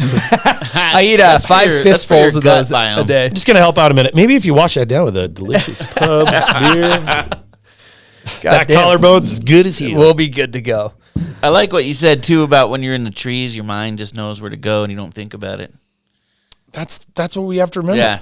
You're Stop just fucking so getting in the way of a good time. Like, So in the moment, you just know where to go and you don't even think about like I'm gonna go over here, go over there. and if you can live your life literally with that much way. confidence, Yeah. you're not gonna hit the trees. You're well tuned, well trained. You know, like we're there. Let it go. Let it Let rip. it go. Well, and if you boil down fundamentally what causes a lot of mental disease or fucking things that plague you is you're thinking about something in the future or you're thinking about something in the past. You're getting anxiety or you're getting like grief from a bad decision or all those things come from not thinking about what's happening right now. And so what do you do when you're going snowboarding and you're going through the trees? Well, you're just like, oh, I'm going to go left right here. Perfect. This is where it's taking me. And you're actually present. And what's Baldface Lodge do for you? You're actually, for once in your life, you're actually present with your friends. You're not in your room on your phone. You're fucking... We don't put any TVs in the rooms. There's no Nice. chairs in the rooms. They're intentionally small with really comfortable beds, double occupancy, because I don't want you fuckers hanging out in your room. I want you sleeping in your room, farting in your room. But you come over to the lodge. That's why it's called lodge. Yeah, come hang. Some of these lodges you go to, I'm not in my industry necessarily, but like I visited, sometimes I do consulting work for other lodges. I've done a couple fishing lodges, some other places. And like, I'll come in, I'll be like, why are your rooms so nice? Like nobody comes up here to hang out with their wife in a room with a nice TV and watch a fucking show. Just get that shit out of there. Make it really obvious. Like we don't really want you hanging out in the room. Get them in there. Put some Scrabble on the board. You know, get a game started. Do some stuff where people are getting together and it's like the second people figure that out, all of a sudden it's like, oh, right. Mm-hmm. Hotel rooms in cities should have a TV so you can get away from it all and put your feet up, whatever, but not at a backcountry lodge, man. Yeah. You got Wi-Fi up there? We do.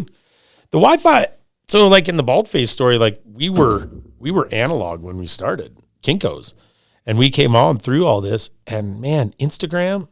So the head of Instagram comes to the lodge, Adam Masseri. He's he just did a TED Talk. He's an amazing guy. I got to talk to him about like, you know, I don't really know how to explain it, but like Instagram like built our fucking business. And the fact that we got Wi-Fi there so you can have the best day of your life and then tell your 3,000, 5,000 friends, look at these pictures. Today was the best day of my life in my lodge. Like no wonder we're sold out. It's like every single person is posting in the afternoon and people are like, you should turn off the Wi-Fi. I was like, really? True. Works pretty good for me. What are you talking about? Good point. You know, and we've had some trips. Well, like you when got business people up there too. People need Wi-Fi gotta check here and in. there. Yeah. Yep. There's like the technology thing's interesting. It's like a double-edged sword because there's a lot of beautiful things. Like you promote your business in a great way. You know, things like FaceTime. You can connect with loved ones. You know, even in this podcast, people are watching on the internet, feeling connected in some ways, but in a lot of other ways, it isolates people because you find yourself. I'll get home from coming at the podcast, go home, just be sitting on my couch, just scrolling, and you're not going back to present. We're going. You're not present. But whose choice is that? That's my shitty choice. Right. Yeah. So you choose the good choice every time. Like it's not Facebook that's making people bad or whatever. It's people that are choosing to be bad on Facebook. Yeah. It's like, stop blaming the Facebook or the CNN or whatever. Turn the shit off or use it to your advantage. It's a great tool. It's like getting mad at a knife because you got cut. It's like the knife didn't, you're shitty at using a knife, man. What are you mad at the knife? You want to ban all knives? What are you talking about? But it's fun to play with the knife is the thing. It's fun to play I with like the playing knife. with the knife. This hammer's all fucked up. It keeps bending the nails. It's like, well, I go home and spend an hour or two DMing with bombhole listeners. Yeah. And that's fun too. 'Cause well, and that's shooting it. shit with them. You could choose to do that, or you can choose not to. But Yeah. be good with your decision. Just be Yeah. happy with it. Be like, I made this choice.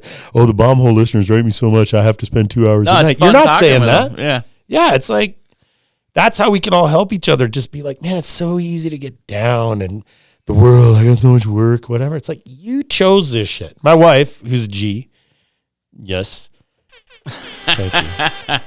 Her saying is, you make your own sandwich. You don't like mayonnaise? Don't complain that there's mayonnaise on your sandwich. Just don't put mayonnaise on your sandwich. Nobody gives a fuck. It's your sandwich. Eat your sandwich. Great analogy. You know what I mean? Make your own sandwich. You make your own sandwich in this life. Why are you mad if you're eating tuna salad and you don't like tuna salad? Yeah, you created it. Nobody's making you eat a tuna salad sandwich. A lot of people are mad that their sandwich doesn't have mayonnaise and then somebody else's. It's does. nice when someone else makes you a sandwich. every Yeah, now and that's again. It true. tastes better. We got good sandwiches. I love a I good bet. sandwich. Yeah, we got good sandwiches. God, Those Traeger. I bet you guys got a good meats. BLT. That sounds like you guys probably got a good BLT with that bacon. We got a pretty good BLT, but you ever have peanut butter bacon sandwich? I've heard of that. I don't think I have. They I go can't say together, that I huh? have. It's a BLBT. Wow. BLBT. It's a really good one. Instead of mayonnaise, you put crunchy peanut butter on it. God, it's making me hungry. That's Midwest making me hungry. roots, right Midwest roots. Wow. You ever have peanut butter and fluff back? Oh, yeah. That was That was a big staple. East Coast thing. A lot of people Yeah. don't know what that is in Utah. They grew up with fluffernutters. They don't know. They just don't know. Those are delicious. Yeah, that's a good backcountry. They think snack. a White Castle is like a church on the hill here. I pull up to the White Castle. I'm like, can I get a slider, boxcar, box of nails, cup of wash? They don't know what I'm talking about. Did you have White Castle where you grew up? No, but it was in the surrounding states. I ate it quite a bit as a kid. But that's good road trip food. Oh yeah, you go to New York or some shit. Yeah, Little mini burgers. Oh yeah. All right. Well, I think we did it. Awesome. I think we did it, Jeff. Before we get out of here, I want to know what's next for Jeff Pensiero. What do we got on the docket? I don't really know or care what's next, but I will say I'm looking to start. I want to fit. All right, I know exactly what I'm going to do. I'm going to get Valhalla to cash flow and accommodation in the next 3, maybe 5 years. I want to have a really awesome experience over there, similar in size and cash flow to what we're doing at Baldface. And then I want to retire. And I'm going to find the heir apparent that's probably going to bridge it until Dream World, my kids want to get involved. Not Dream World, we probably sell it and then invest in travel and shit with the kids, But if not, I'd be really stoked. Estelle's an amazing kid.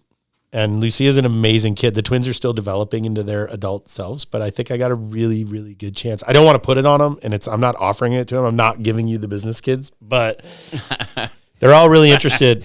And, Olivia's another one that I've known, Olivia Kelly, since she started as a baby, and I'm getting to know her as an adult now. And I'm so in love with all these kids that have this Nelson open-eyed positivity and this willingness to take on challenges. All of them.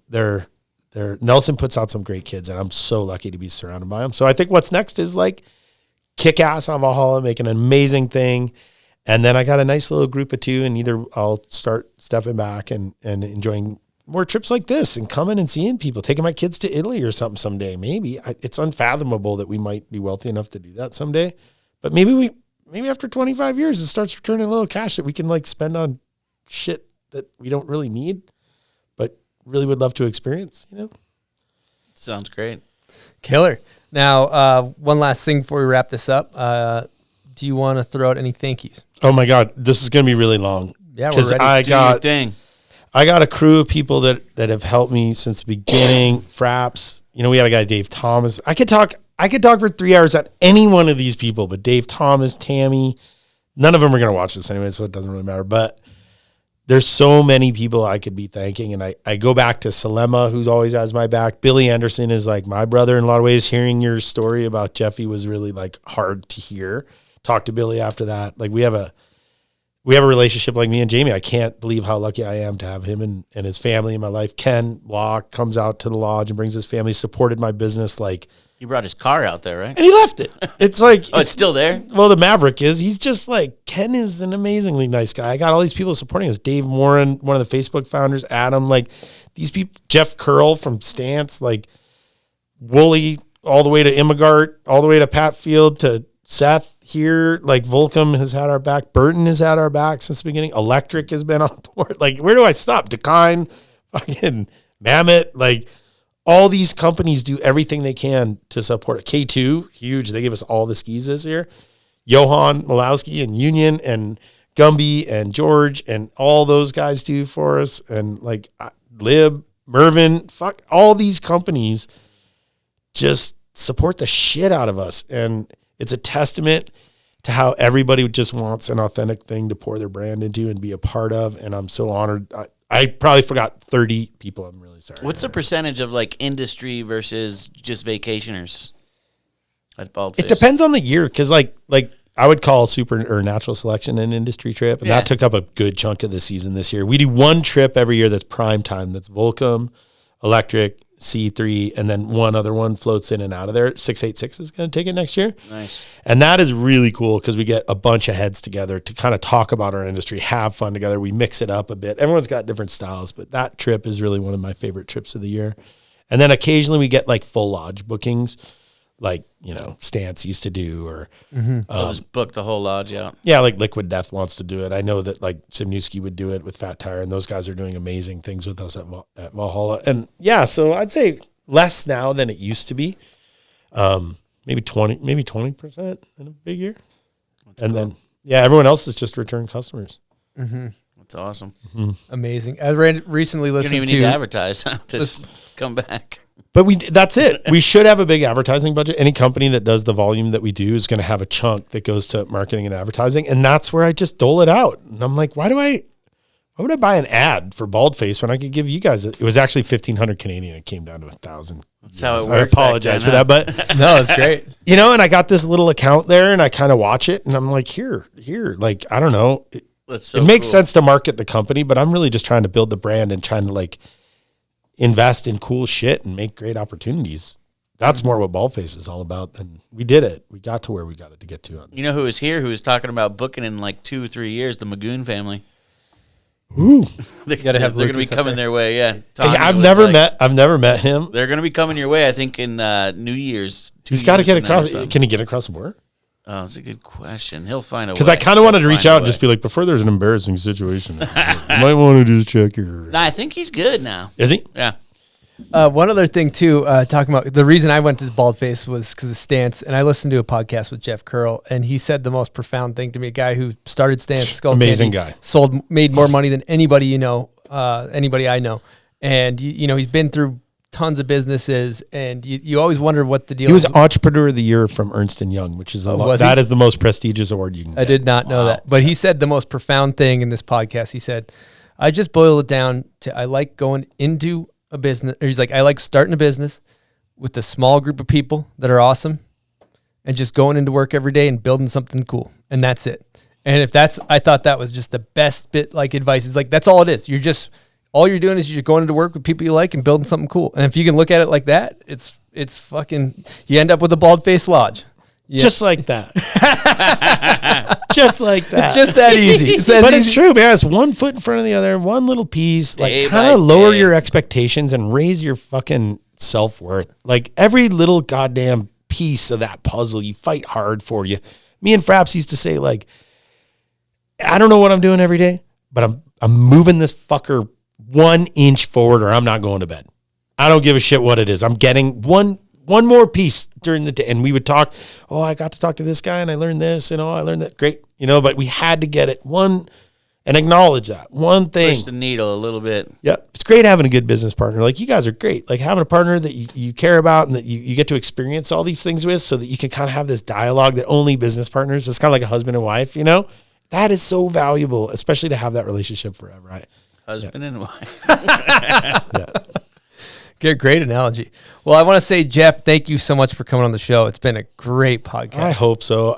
You guys, I just hold you in the highest esteem, and everybody who's trying right now to get the word out, give people a platform to create positive change, and like really, really celebrate these individuals in our community. I think what you guys do is phenomenal, and yeah, it's an honor to be on the show. I was kind of nervous, like, coming in, and then, I'd heard it goes by really fast. It does, right? It went by really fast, and yeah, there's so many stories to tell.